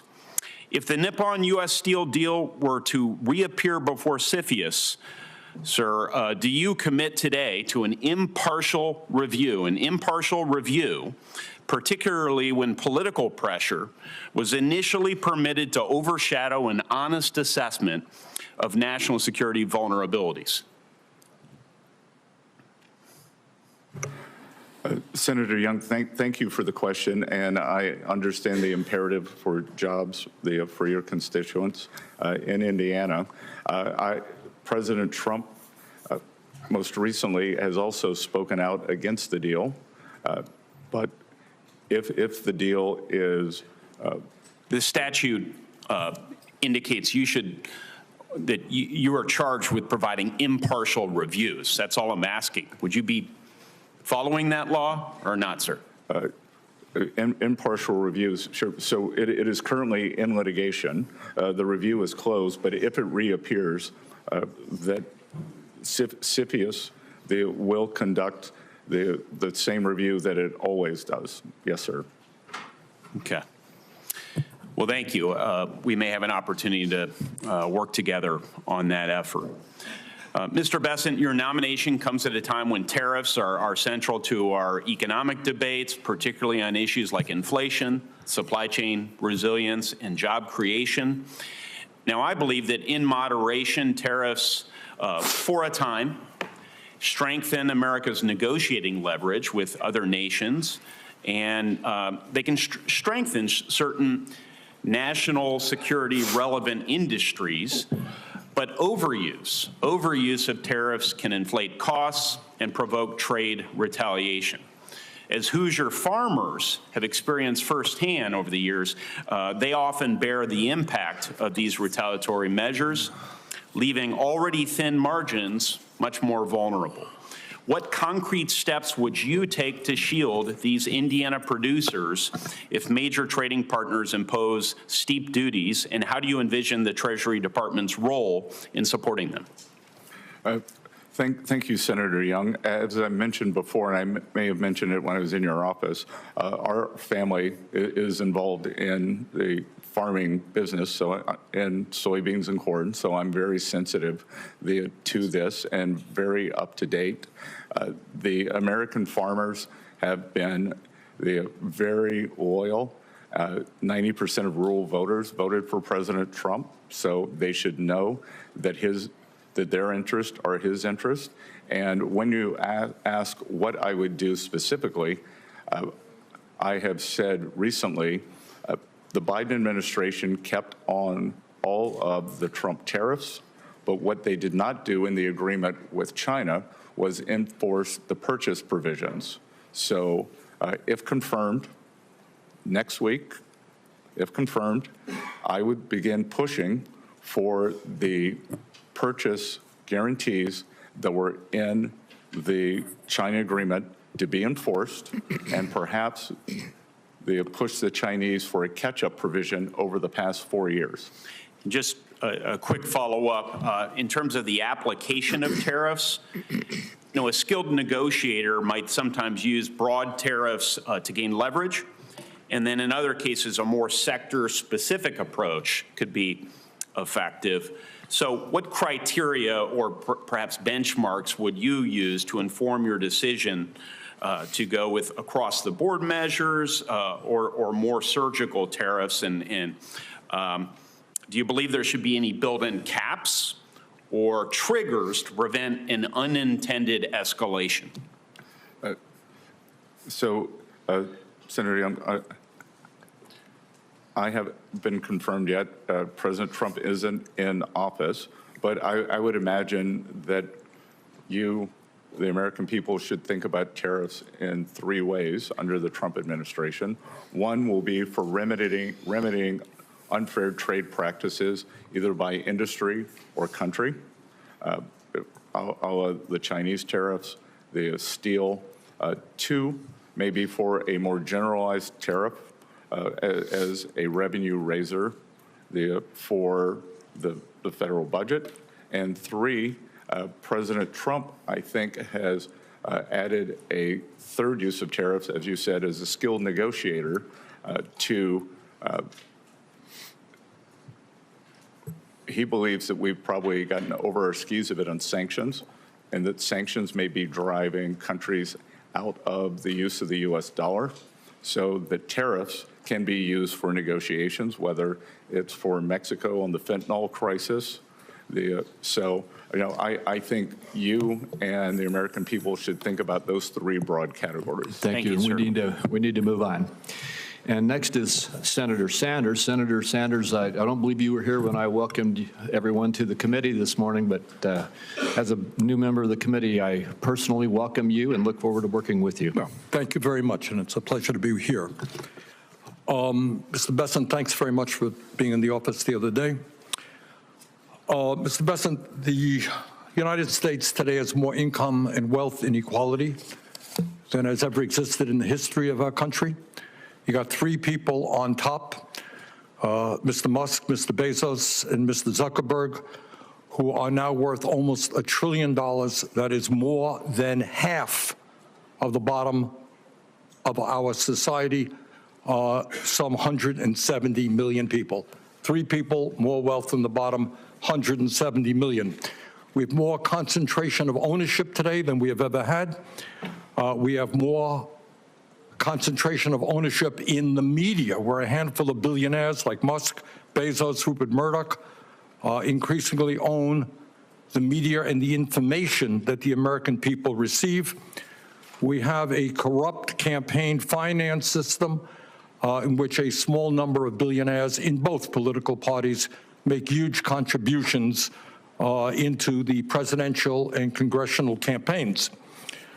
When you have a small number of multi-billionaires who have enormous economic, media, and political power, would you agree with President Biden, who last night stated, and I quote, "An oligarchy is taking shape in America of extreme wealth, power, and influence that threatens our entire democracy, our basic rights, and freedoms," end of quote. That's what President Biden said last night. I agree with him. Do you? Senator Sanders, I enjoyed our visit. Talk a little bit closer into the mic. I enjoyed our visit, and I hope you got my follow-up materials on the discussions, my previous writings on the tariffs and China. And look, the 3 billionaires who you listed that all made the money themselves. Mr. Musk came to the country as an immigrant. I understand that, but what I'm asking you is, when you have a handful of people like Musk, who will soon be part of the Trump administration, and others, when you have 3 people owning more wealth than the bottom half of American society, when these people have enormous influence over the media, when they spend huge amounts of money in both political parties to elect candidates. What Biden said last night is we're moving toward an oligarchy. I'm asking you that question. Do you think, forget how they made their money, do you think that when so few people have so much wealth and so much economic and political power, that that is an oligarchic form of society? Well, I would note that President Biden gave the Presidential Medal of Freedom to 2 people who I think would qualify for his oligarchs. So this is not a condemnation of any one individual. I'm just asking you, would so few people have so much wealth and power? But do you think that that is an oligarchic form of society? Senator, I think it depends on the ability to move up and down the income. No, that's not really the answer. I mean, even if you had that mobility, no matter who those individuals might be. All right, but let me ask you another question. Right now in America, we have over 22 million workers who are making less than $15 an hour, and nearly 40 million people in our country earning less than $17 an hour. Shamefully, the federal minimum wage, despite the efforts of myself and other people here, have not been raised since 2009 and remains an unbelievable $7.25 an hour. Will you work with those of us who want to raise the federal minimum wage to a living wage to take millions of Americans out of poverty? Senator, I believe that the minimum wage is more of a statewide and regional issue. So you don't think we should change the federal minimum wage of $7.25 an hour? No, sir. Okay. Mr. Bessent, millions of working class Americans who are struggling to keep their heads above water are paying outrageously high interest rates on their credit cards. Over half the American people who take out new credit cards are being charged interest rates of over 24%. During his campaign, President-elect Trump promised that he was going to cap credit card interest rates at 10%. I happen to think that that is a very good idea, and I will soon be introducing legislation to do just that. Will you, as if you are confirmed, be supportive of what President-elect Trump said and what I want to see happen, and that is to cap credit card interest rates at 10%? Senator, I think we can both agree that many credit card companies have been bad actors throughout history, and I will get back to you once. Now, very simple question. Trump said he wants to cap credit card interest rates at 10%. I agree with him. Will you be supportive of what Trump and I would like to do? When President Trump takes office, and if I am confirmed, I will follow what President Trump wants to do. Okay. Thank you very much, Mr. Chairman. Thank you very much. Next is Senator Smith.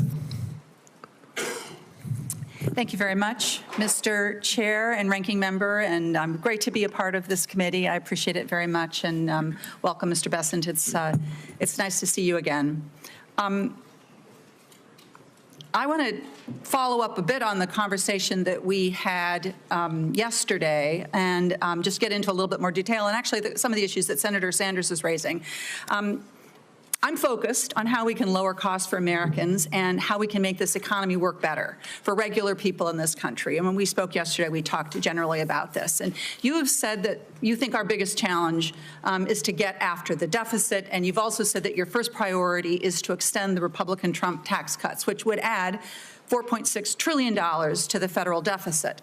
And you've also said that the Trump Republican tax cuts have generated economic growth and that those benefits are going to have trickled down to everyone else. But what I see is that these Republican tax cuts have delivered massive consolidation of wealth at the top. Almost half of those benefits went to the top 5%. The top 1% got a tax cut that was 852 times bigger than the one that was received by the lowest earning working families in this country. And now these wealthy people have more money than they know what to do with. You see Elon Musk buying Twitter, and now he's got an office in the old executive office building and a seat on the platform when the president is inaugurated. And these tech billionaires are launching rockets into space and building themselves these lavish doomsday bunkers, buying up newspapers, all of which gives them more power. So what I want to ask you is, it seems to me that this concentration of wealth is not good for our country, and it is certainly not doing anything to lower prices for working families in Minnesota or help them afford a home or childcare. In fact, it seems like it's doing the opposite of that. So could you comment on this? Yes, and Senator Smith, I believe that President Trump, and if confirmed myself, are committed to addressing this affordability crisis. And part of the affordability crisis stems from this great inflation that we've had since the 2020. It was nascent in 2021. It occurred in 22, 23. We are still substantially above target. My hope is that we will not see it accelerating again.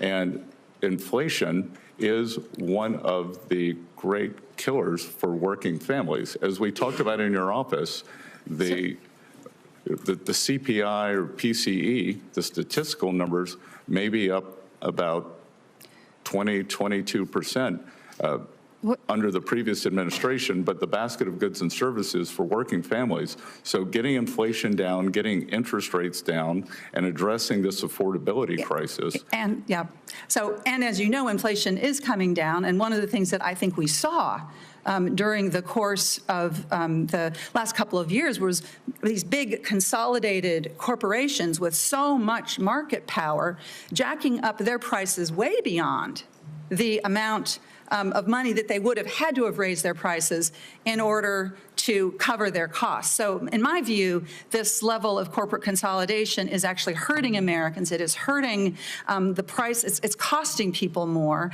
And that, in fact, the Republican Trump tax bill that there's such a move to reinstate or to extend is going to contribute to that problem, not make it better. But let me ask you another question. You've also said that in order to get our fiscal house in order, we need to cut spending, we need to deregulate, and we need to privatize. So I want to just look at what we are seeing with some privatizing in the private sector that is of great concern to me. Let's look at healthcare. We've seen a move by big corporate investors into healthcare and especially hospitals.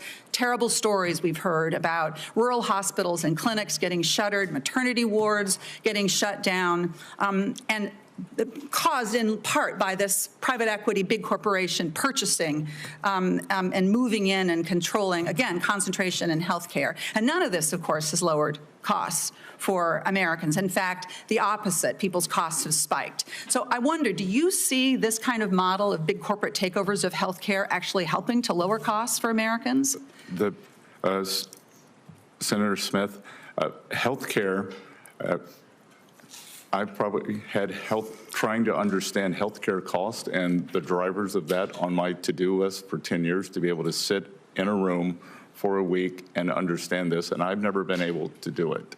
But I will tell you that when we see things like healthcare, like higher education, both of which have substantially outperformed any inflation index by cost, there is a problem there. I think that what you're identifying could be one of the problems, but I think the overall level of healthcare costs that we're seeing is driven by a multi-factor.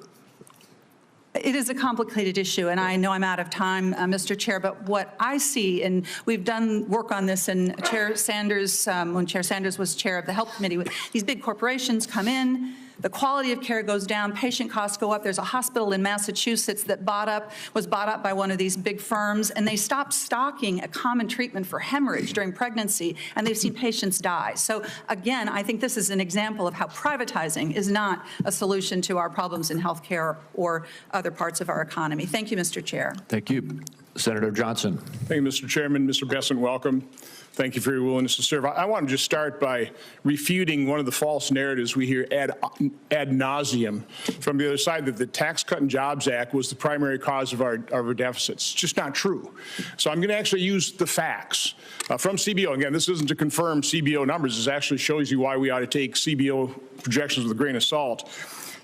After its passage, CBO projected 10 years, but I mean for 7 years that we just experienced, total revenue of $27 trillion. Actual revenue was $28.7 trillion.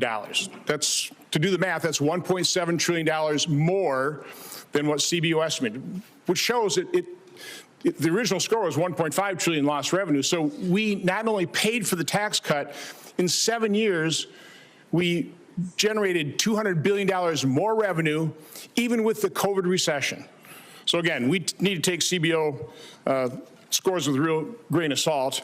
But I hope this committee understands what Senator Graham was talking about in terms of your humble beginnings and your tremendous American success story. And so I want to ask you a hypothetical, because you understand American families. If an American family, let's say they normally spend $100,000, have a serious health crisis, and so in 1 year, they have to spend $50,000 on medical bills. But then, fortunately, that family member gets well. What would that family spend the next year? Just real quick. Unless they have more income, they'd spend probably $100,000. They'd spend the same 100 and probably have debt costs associated with that. Right. They certainly wouldn't do what the federal government has done. In 2019, before the pandemic, we spent $4.4 trillion. In 2020, we spent $6.6 trillion. When the pandemic ended, we didn't really reduce spending. For the last 5 years, we've averaged $6.5 trillion. Last year, spending $6.9 trillion. Mr. Besson, is there any justification for keeping spending levels at this level? Senator Johnson, as I've said repeatedly, the United States does not have a revenue problem. We have a spending problem. So the question is, how do we reset spending levels to a reasonable pre-pandemic level? I wrote a column in the Wall Street Journal. I laid out a couple scenarios, and let me just give you the guts of it. If you take one of the pre-pandemic years and increase all the spending by population and inflation, by the way, that's what families would do as well. But you exempt Social Security, Medicare, and interest, and use President Biden's 2025 budget, because you spend what we plan on spending this year. If you take Bill Clinton's 1998 spending, I don't think he spent too little back in 1998, we would be having a baseline of $5.5 trillion. If you took President Obama's 2014 spending levels, it'd be $6.2 trillion. The one I like the best, though, is if we use President Trump's 2021 budget, his estimates for spending in 2025, and use, again, just use those numbers, but slot in Social Security, Medicare, and interest as they are. Nobody's touching those. We'd be spending about $6 trillion. So wouldn't that be a reasonable level? Somewhere between $5.5 and $6 trillion as a baseline spending to project our next 10 years. Senator, I look forward to working with you on this, that you've clearly done more work than I have. And this looks like a very good starting point to me to figure out how we've gotten into this spending morass. So it sounds like pretty reasonable approach to me. By the way, I'd take 1998. I'd use Clinton's spending levels for this. I also want to refute this current CBO score on extending the TCJA. Back then, they scored the whole thing as $1.5 trillion. If you just inflate that the same way CBI, according to CPI, it'd be $2 trillion. How do they justify a score of $4.3 to $4.6 trillion? It makes no sense. So again, I think we need to take those estimates with a huge grain of salt. My final point, I heard the ranking member talk about inflation, the cost of living. Because we've incurred these massive deficits, a 1998 dollar today is only worth 51 cents. A 2014 dollar today is only worth 74 cents. A 2019 dollar is only worth 80 cents. That was caused by this massive deficit spending, the devaluation of the dollar, and a lot of devaluations occurred over the last 4 years because we spent too much money. Not because we didn't tax America enough, it's because we spent way too much money. Thank you, Mr. Chairman. Thank you. Senator Cantwell. Thank you so much, Mr. Chairman. Mr. Bessent, congratulations on your nomination, and I see your family sitting there in earnest on these economic issues. It's so interesting. Our perspectives, you can see from this committee, are arguing about what we think are the right economic policies for the country, and as the Treasury nominee, with your background and experience, we still are talking about the president's policies and whether we think they're effective or not. Real GDP has increased at an annual rate of 3.1% in the third quarter of 2024. That's strong growth, right? As an aggregate number, it's strong growth. Okay. The economy added 16 million jobs over the last 4 years. An average unemployment rate is the lowest it's been in 50 years. So that's led to better pay and working conditions. We want that, right? I'm in favor of better pay and working conditions. Okay. Yes, Senator. And after-tax income increased by 400%. So these are good economic news. And I personally think that focusing on innovation and building supply chains is a good thing to do. And so when you start talking about tariffs, that's when you get, the Pacific Northwest attention. In fact, I would say a recent editorial by one of my newspapers was, bracing for the Trump tariffs, aviation in general. You can imagine we actually have an actual net surplus. I think we export about $2 billion worth of goods out of our state versus importing $1 billion, but this is a big part of it. And so in the aviation sector, I think I sent you an article about the fact that we think increasing our manufacturing innovation to continue to have markets and sell to those markets is a good economic strategy. Senator Cantwell, as I discussed in your office, that in my hometown of Charleston, South Carolina, Boeing is also the largest employer. So I view aviation as very important. Great. So now I want to, and believe me, I would have the same conversation with Joe Biden or Barack Obama or whoever. So I want to focus on innovation, not the tariffs. I'm worried that the tariffs are going to increase supply chain products. They're going to increase prices on our farmers. They're going to increase prices on Americans.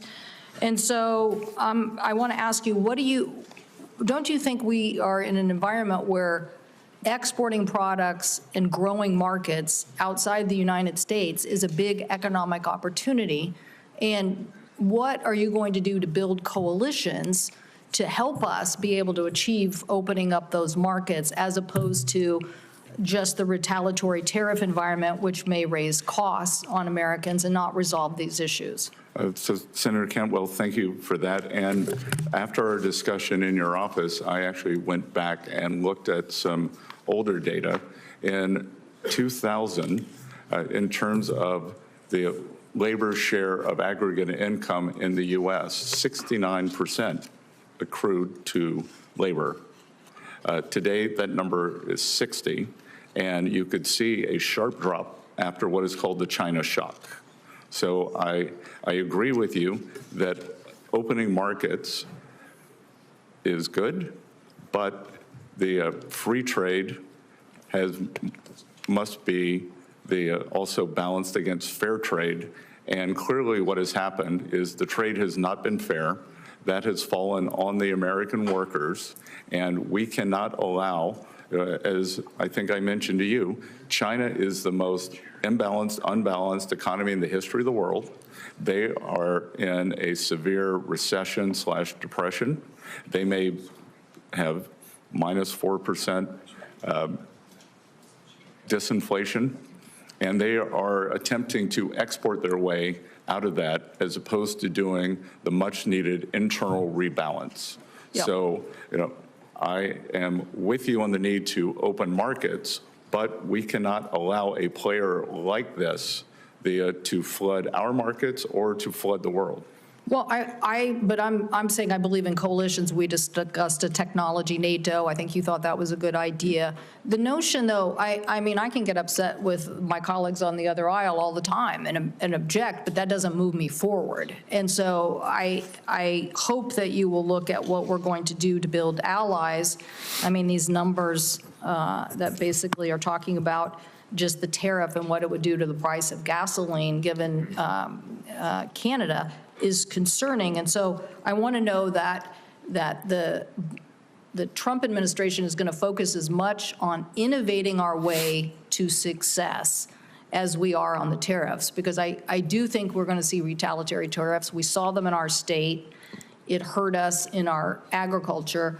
And what happened is that you lose more farms. I mean, there's a lot of people buying farmland. Goldman Sachs, Bill Gates, there's a lot of people buying farmland.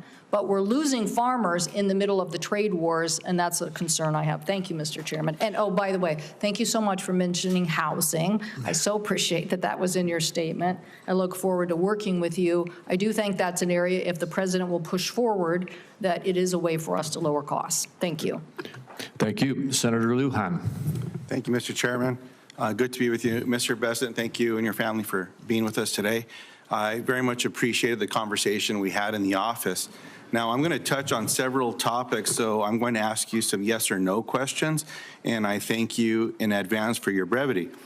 It may surprise many observing today the immense responsibility that the Secretary of Treasury has in stemming the flow of fentanyl and other substances. Now, yes or no, will you commit to continuing the Biden administration's counter-fentanyl strike force, which brought together the Office of Terrorism and Financial Intelligence and IRS criminal investigation to fight financial crime? Thank you, Senator. I enjoyed our visit. And as I mentioned in your office, this is personal for me as two families who are close to our family lost children to the fentanyl crisis. So I will commit and know that it is my belief that President Trump is laser focused on this issue. Mr. Bennett, yes or no, will you work with me to ensure that there's more transparency over suspicious activity reports, SARS, at the Financial Crimes Network for Congress? I believe, as you and I discussed, there is a sleeve of Treasury called TFI, Terrorism Finance, that deals with this within FinCEN, and I believe that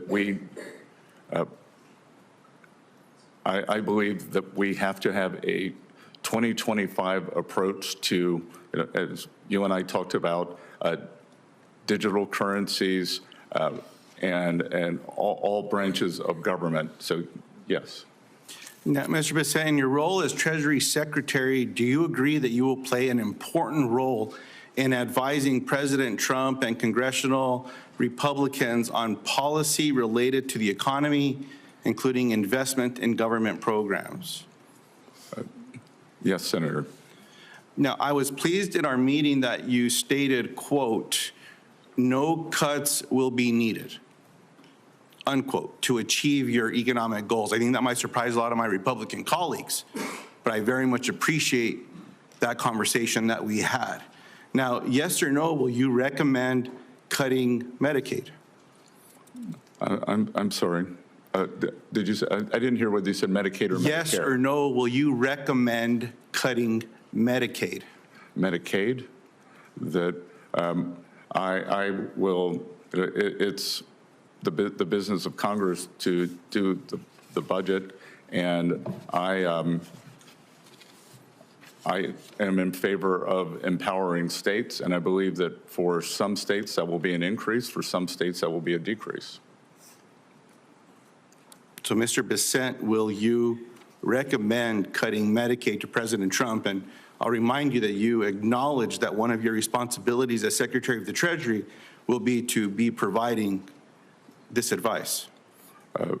I will get back to you on this when I have seen the details of the full budget proposal once President Trump is in office and if confirmed. Will you recommend cuts to broadband following the investments that we've been seeing across the country making immense progress in connecting more people across the country that were included in the bipartisan infrastructure law? Senator, I am unfamiliar with the exact program. It is my understanding that much of the allocated funding has not been dispersed yet. So I will get back to you on that. Well, Mr. Besson, a lot of folks back in South Carolina, including some of your farming neighbors, are getting connectivity because of these programs. You may just need to chat with them about the importance of what this program means.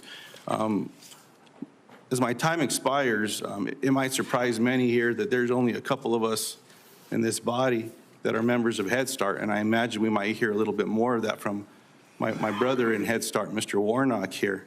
But when we talk about the importance to early education in America, the economic benefit, yes or no, will you recommend cuts to Head Start? Yeah. Again, Senator, I'll have to get back to you on this. I don't understand the intricacies of that program. Of Head Start?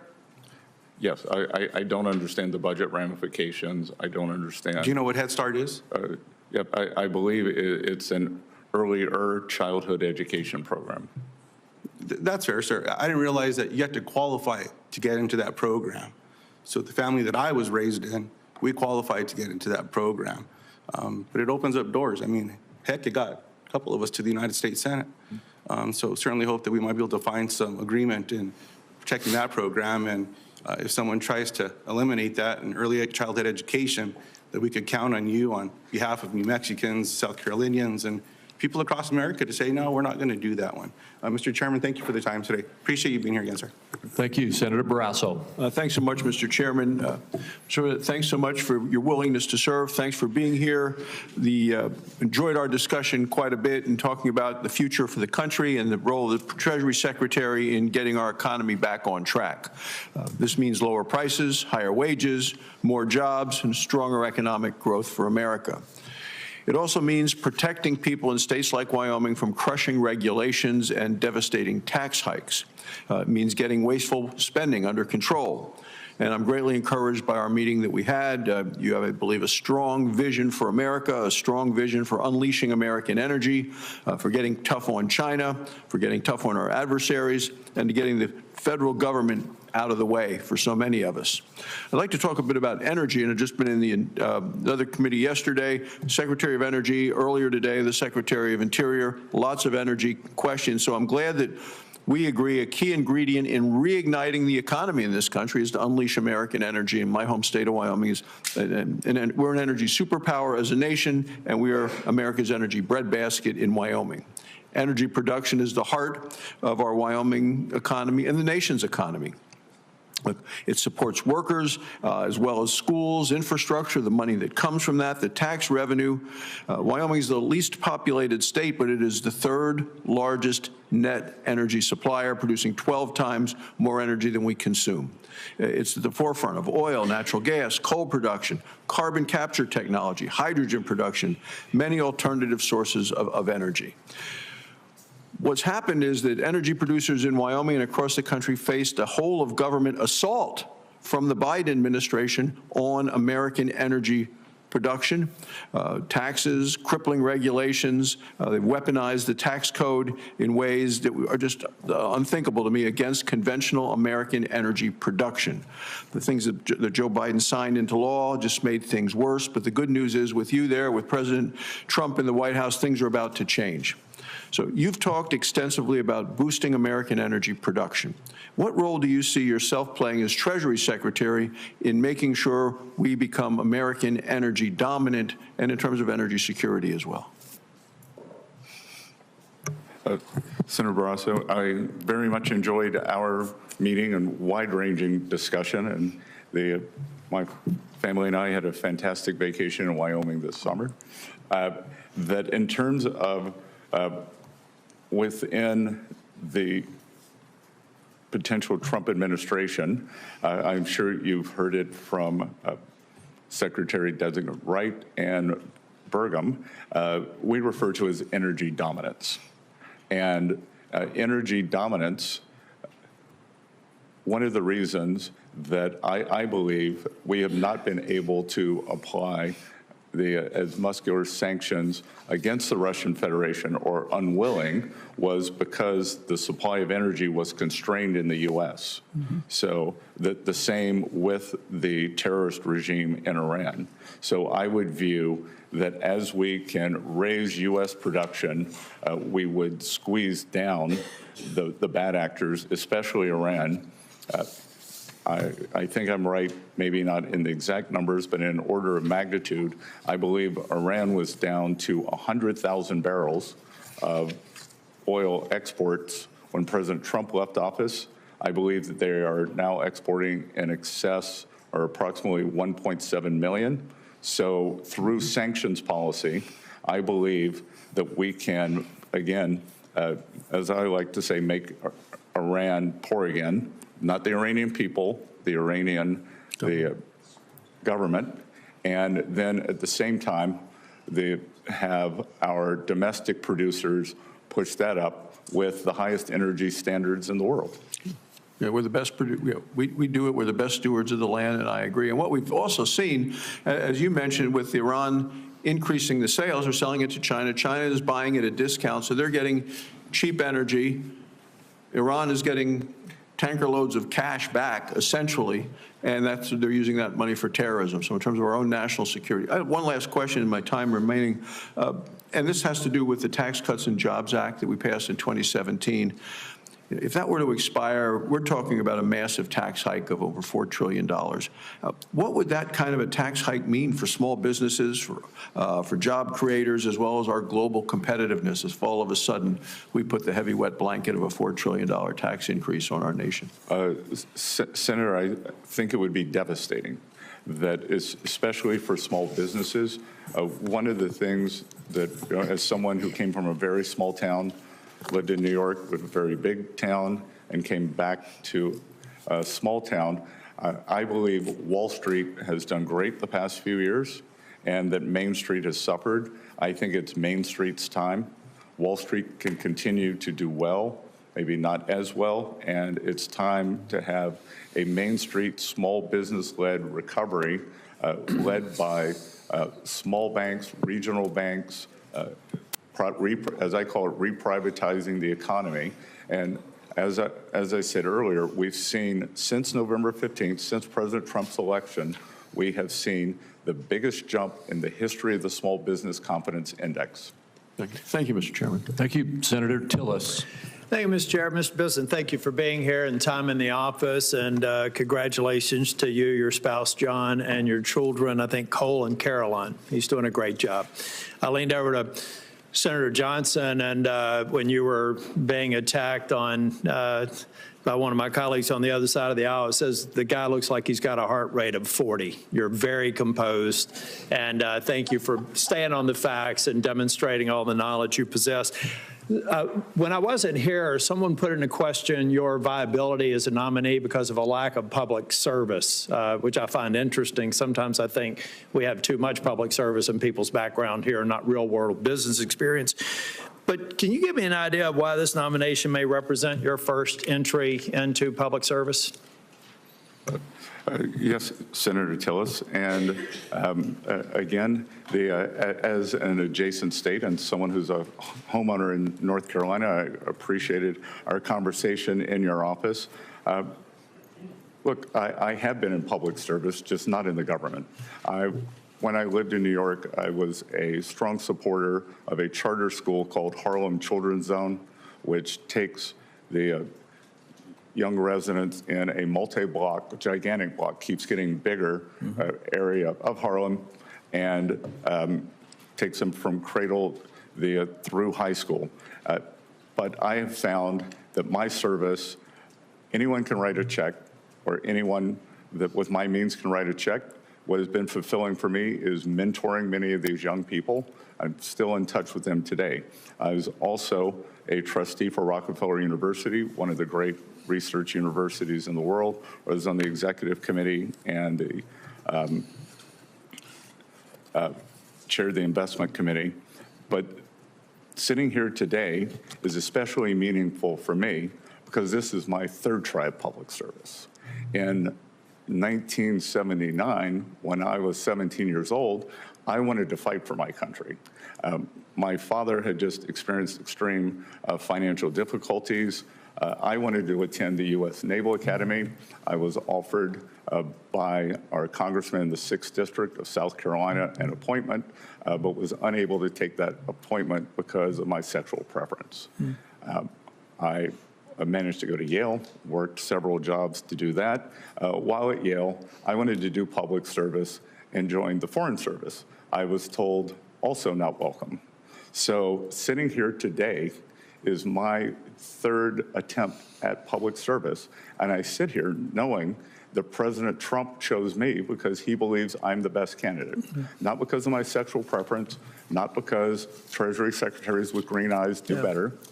And I think it is a tribute to President Trump that he looks at people as people. I agree, and I appreciate that answer. I'm going to go into a lightning round here.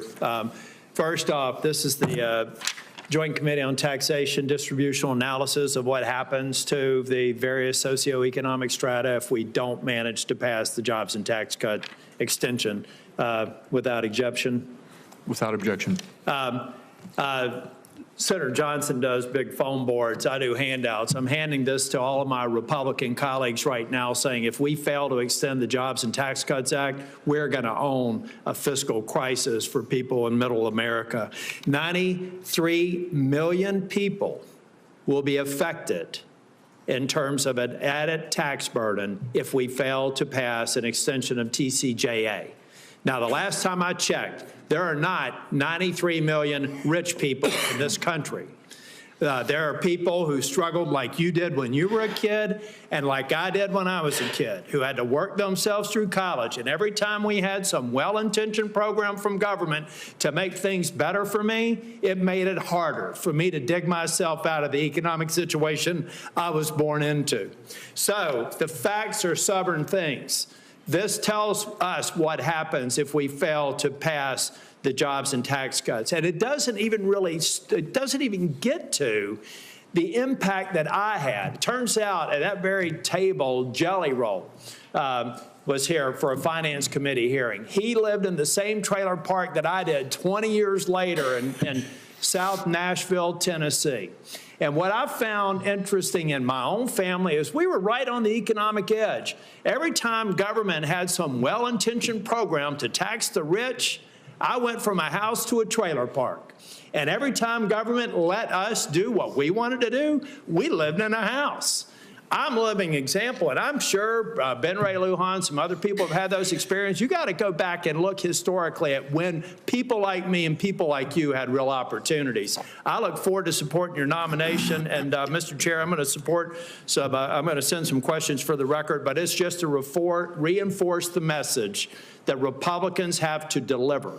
And anyone who says that we should not is advocating for a $5 trillion tax increase that will hurt the people who are on the economic edge worse than anybody else. Thank you, Mr. Chairman. Thank you. Senator Warnock. Thank you, Chairman Crapo. I'm grateful and honored to be joining this committee. I look forward to working with you and Ranking Member Wyden to ensure our tax code supports working families, to protect Social Security, Medicare, Medicaid, and to promote trade policies that work for Georgia businesses and that boost our economy. Mr. Bessent, good morning and good to see you again. I enjoyed our conversation earlier this week, and in that conversation you outlined ambitious goals for the federal government and deficit reduction. I'd like to follow up on our discussion about your economic plan. According to a new report from the Tax Policy Center, the largest tax cuts from extending the Trump tax bill would go to those with the highest income, especially those in the top 1%, making more than $1 million per year. In fact, the top 1% of owners will take home roughly 1/4 of the benefits of the law, and the top 5% will get almost half of that. Do you believe that the wealthiest 1% of Americans deserve or need an additional tax cut? Senator Warnock, I greatly enjoyed visiting with you. I think probably a better way to look at it is on a percentage basis. And when I think about the distributional aspects of the Tax Cuts and Jobs Act, that most of the benefits accrued for the working and middle people as opposed to the upper ends. In absolute dollars, as you just read, that is correct, but I think it's important to look at it in percentage terms. So you believe that the tax cut that provided 1/4 of the benefits of the law to the top 1% and top 5% getting almost 1/2 actually benefited those at the bottom more than it did those at the top? Is that your testimony? I believe that in 2018, 2019, that the households in the bottom 50% of income earners, the wealth increase for those households was three times higher than the wealth increase for the top 10% of Americans. So we should continue to move in that direction and give more tax cuts to those at the highest. You have talked about high deficits as a national defense problem, and I agree with that. I think we need to be fiscally responsible.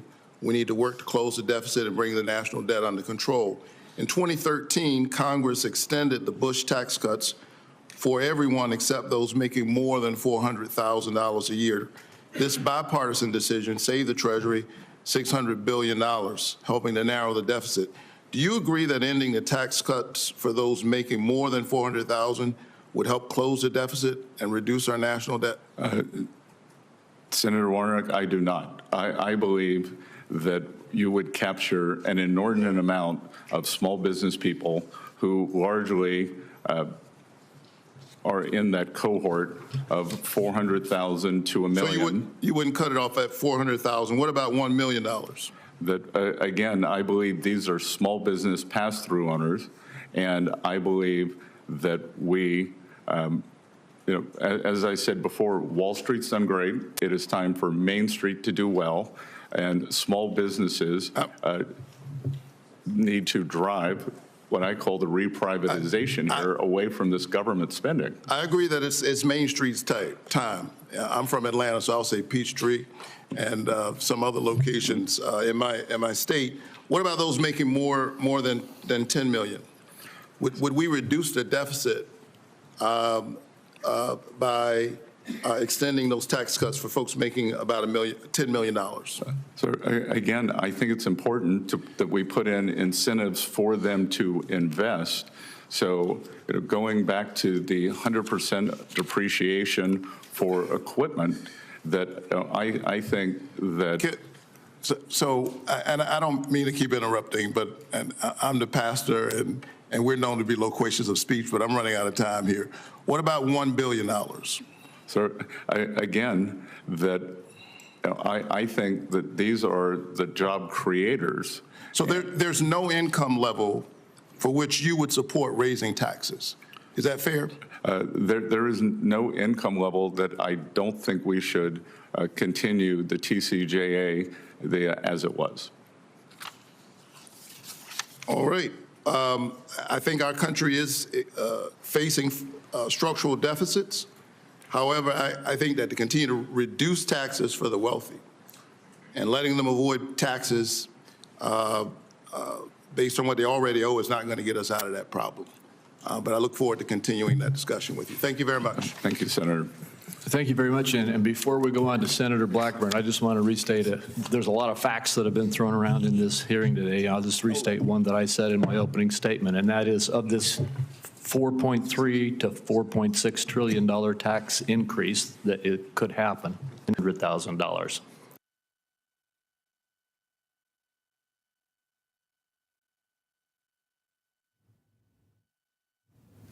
We were listening in live to the, okay, we are going to toss back to the hearing in progress right now. Senator Blackman. Thank you, Mr. Chairman. Thank you for bringing that clarification, because if we do not extend the Tax Cut and Jobs Act it is that $4 trillion tax hike that people are going to see. And I appreciate your comments about a Main Street small business recovery. That is something that is so vitally important. And as the chairman knows, we have had much discussion over the last few years with the Biden administration over how they determine that $400,000 number. If it is the gross, if it's the adjusted gross, they came up with the term of total positive income, which is everything you make. And we know that the Biden administration approach on this would be a killer for Main Street businesses. We know that 199A is vital to them, and they need to see that in the Trump tax cuts and in that permanent so that we can have that Main Street small business recovery and revival. I appreciate that, and I appreciate that President Trump has nominated you for Treasury Secretary because you are sensitive to that and what your work means to Main Street and to individuals, and getting the IRS under control and looking at some of these provisions that are going to be in front of you. So we appreciate that you would come back a third time and look at public service, and that John and Caroline and Cole, and by the way, they are behaving so beautifully. Whatever they want, they get. Ice cream. Senate orders. We'll be right there to support them. I do want to talk with you for a moment about CBDCs and some of the push that the Biden administration had. They did an executive order for Treasury to research development of a CBDC in the United States. And of course, this causes a lot of us heartburn because we look at what the CCP did with the digital yuan in connection with the Olympics. So upon confirmation, how would you approach this discussion of CBDCs? And are you for them or against them? Could you end the Biden administration project to create a U.S.-based CBDC? Senator Blackburn, thank you for your remarks. I may have a little trouble disciplining the two behind me, as I'm sure that I will hear that a U.S. Senator has vouched for their behavior. Yes. But on CBDCs, I see no reason for the U.S. to have a central bank digital currency. In my mind, a central bank digital currency is for countries who have no other investment alternatives. So if we think about a reserve manager, a high surplus country, whether it's Saudi Arabia, Singapore, who ends up with, call the Chinese currency whatever you want, the yuan, the RMB. Yeah. If you own that currency, you have to have something to invest in. That there's very little to invest in if you want to hold the currency. You could own Chinese government bonds, which don't yield So very your much. view of that would be a negative view? Well, I view that many of these countries are doing it out of necessity, whereas Yeah. the U.S., if you hold U.S. dollars, you could hold a variety Absolutely. of very secure U.S. Yeah. assets. I appreciate that. I appreciate your comments earlier to Senator Barrasso about the Pillar 2 negotiations. This is something that we would be well served to extract ourselves from this. Currently, the preliminary data that we have, 40%, right at 40% of the total Pillar 2 tax burden is on us. And China, of course, has found a way to exempt themselves from this. So that is in need of a revisit, and I look forward to you doing that and standing with our companies. I want to get And this, I think you can just submit to me in writing. Advanced Persistent Threat, APT, which is China, they were able to override Treasury's security system and remotely access workstations where they reported access to unclassified documents. And of course, this is Chinese Communist Party at work again. And this is, we found this out after finding out from the Treasury Inspector General that 2,800 IRS employees still had TikTok on their government devices. If confirmed, and when confirmed, will you take steps to improve Treasury's security systems? Senator Blackburn, one of the earlier questions was, what policies of the current Treasury Secretary do you disagree with?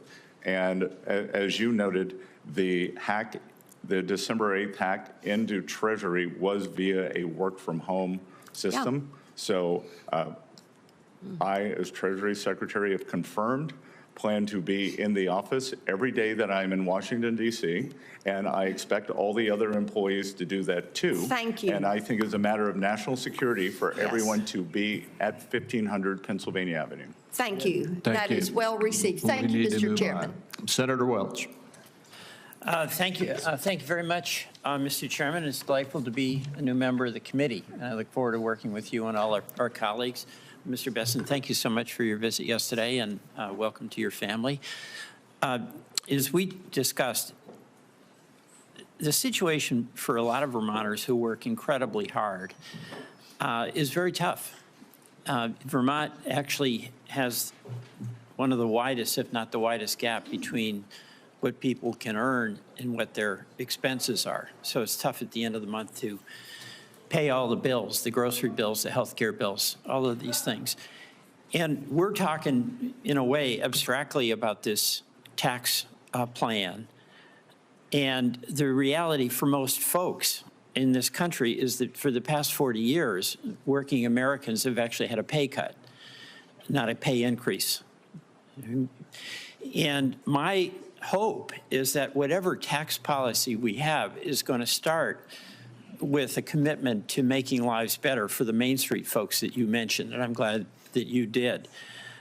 But there is going to be a lot of negotiation on how to pay for these tax cuts. And one of the things that will be on the block is something that's very, very important to Vermonters, and that's the affordable tax care credits that we have now. So in Vermont, I mean, health care is incredibly expensive for everybody.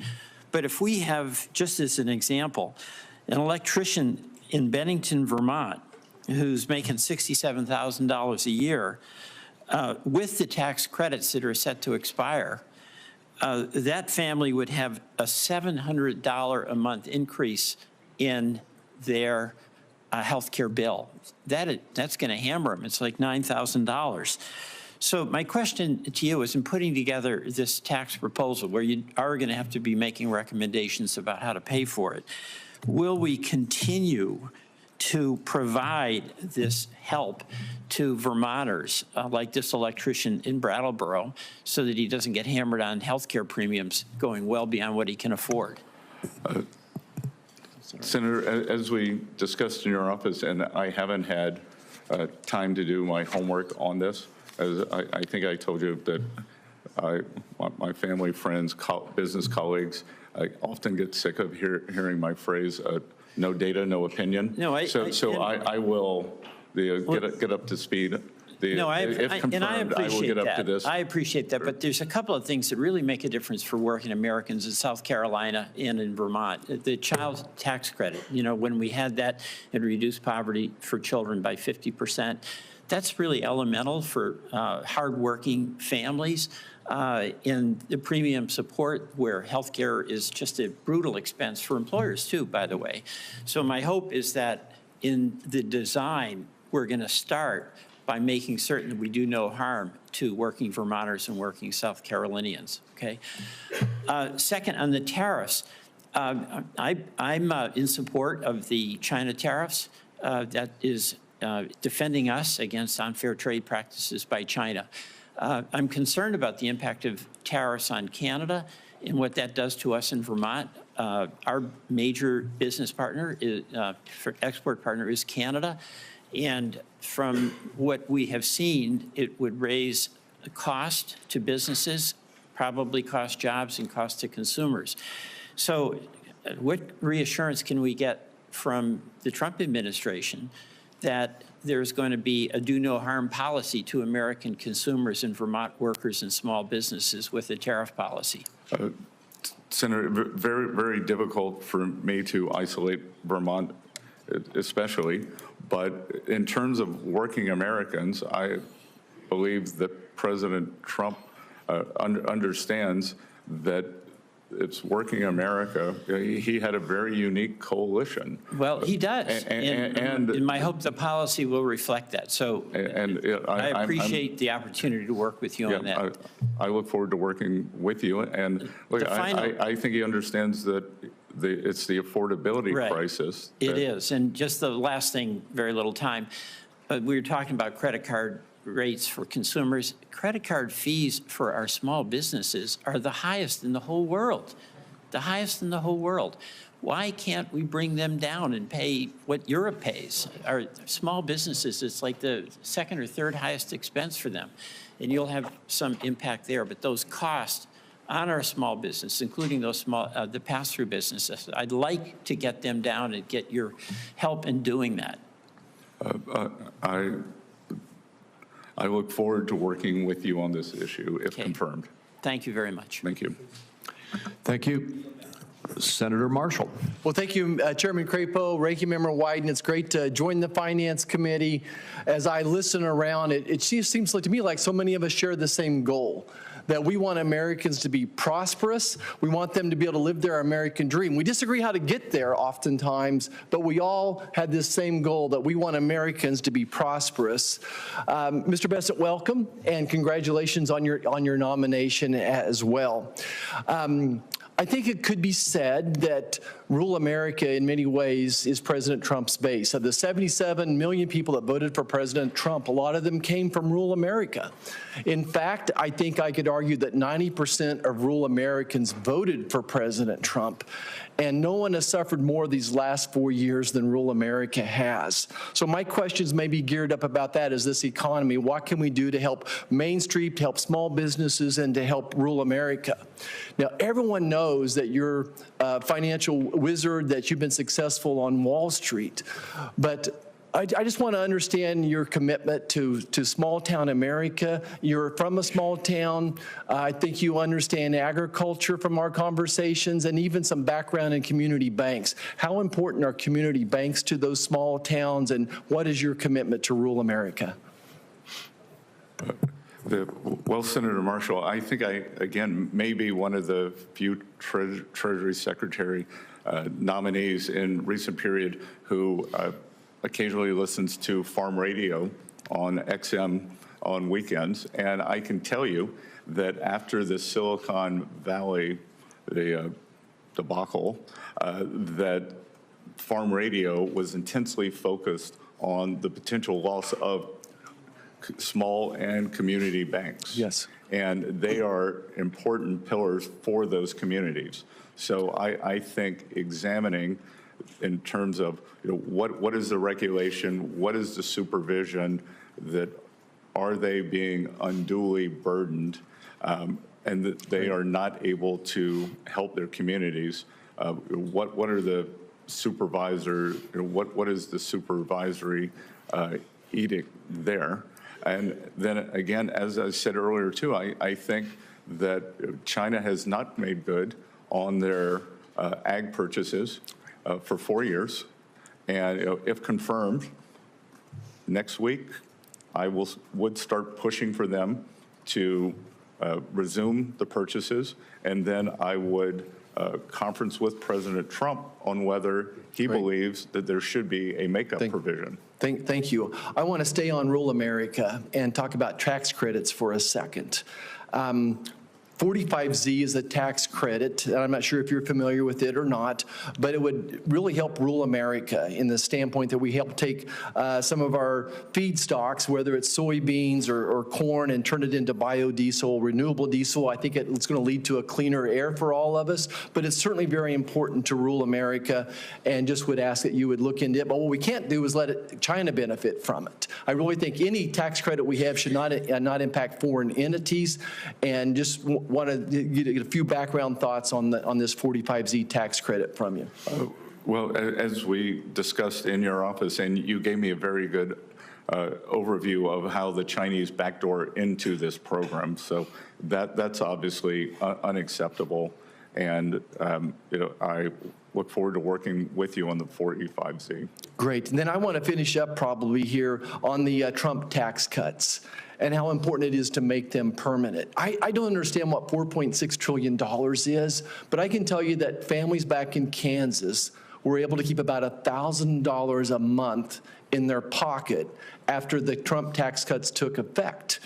And I think that would be going forward. So if we lost these Trump tax cuts, then I would assume that those same families would be giving the federal government another $1,000. So this issue to me is vitally important to rural America to the tune of $1,000 a month. So I guess my question for you is, beyond just making the current Trump tax cuts permanent, what else would be on the menu that would help the economy as far as other tax cuts?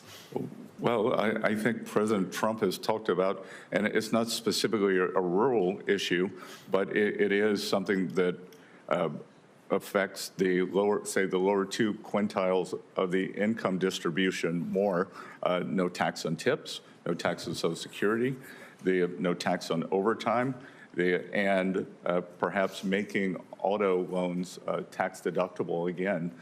That would go a long way towards addressing this affordability crisis. So that's a great start. I hope we can come back and talk about C-Corp tax coming down as well one more time. That is permanent as it is, but I think there's opportunity there. Thank you, Chairman. It's an honor to be here. Mr. Chairman, one sentence. I very much appreciate our colleague mentioning 45Z, the Clean Fuels Production Tax Credit. That is part of the clean energy tax credits that we got into law. So I look forward to working with you on it.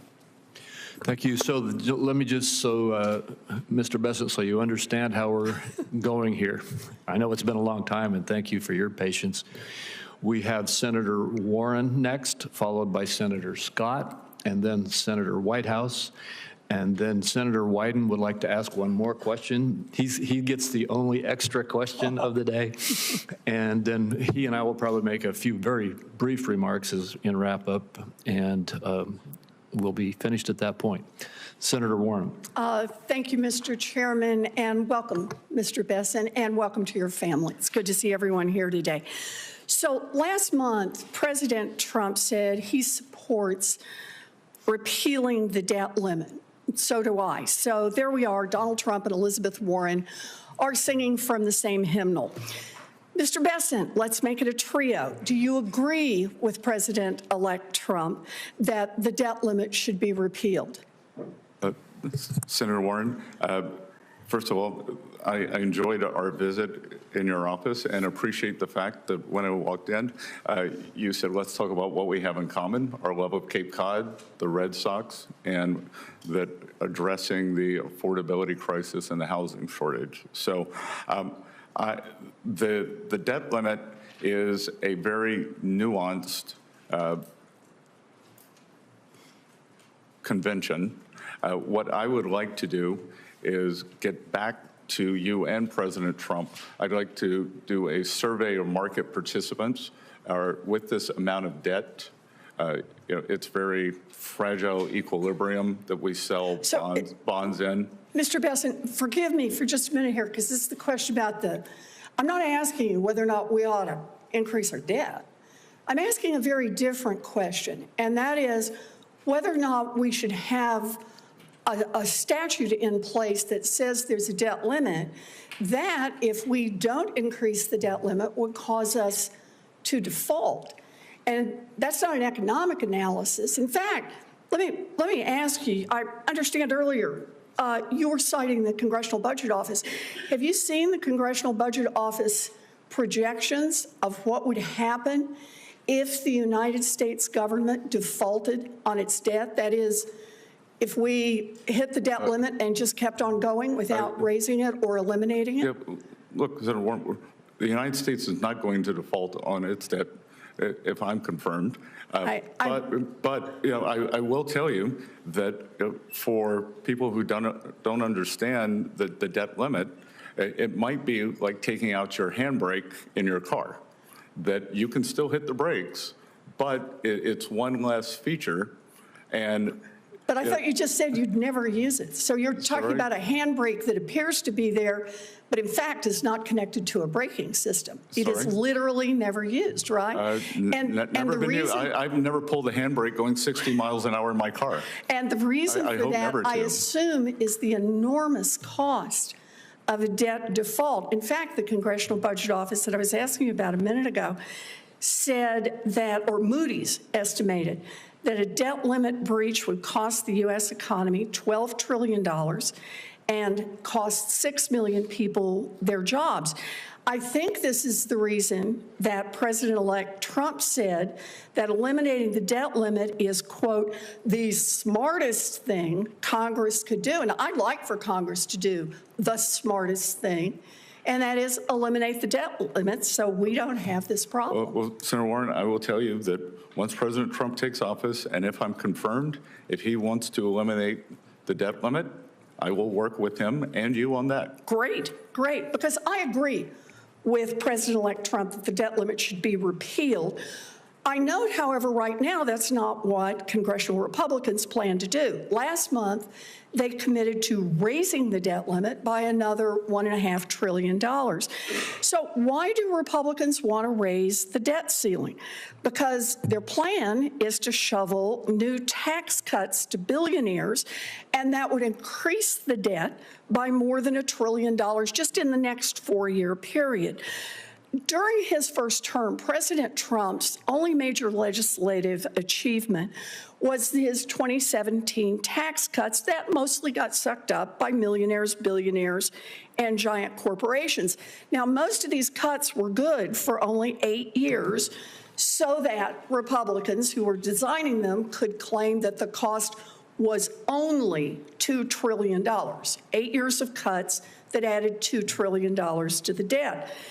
Now we're talking about Republicans and President-elect Trump who want to give those same rich people and giant corporations more years of tax cuts. And I just want to be clear that we understand each other here, that I think it was Senator Warnock who asked you about, is there any billionaire rich enough who you wouldn't support a tax cut for going forward? That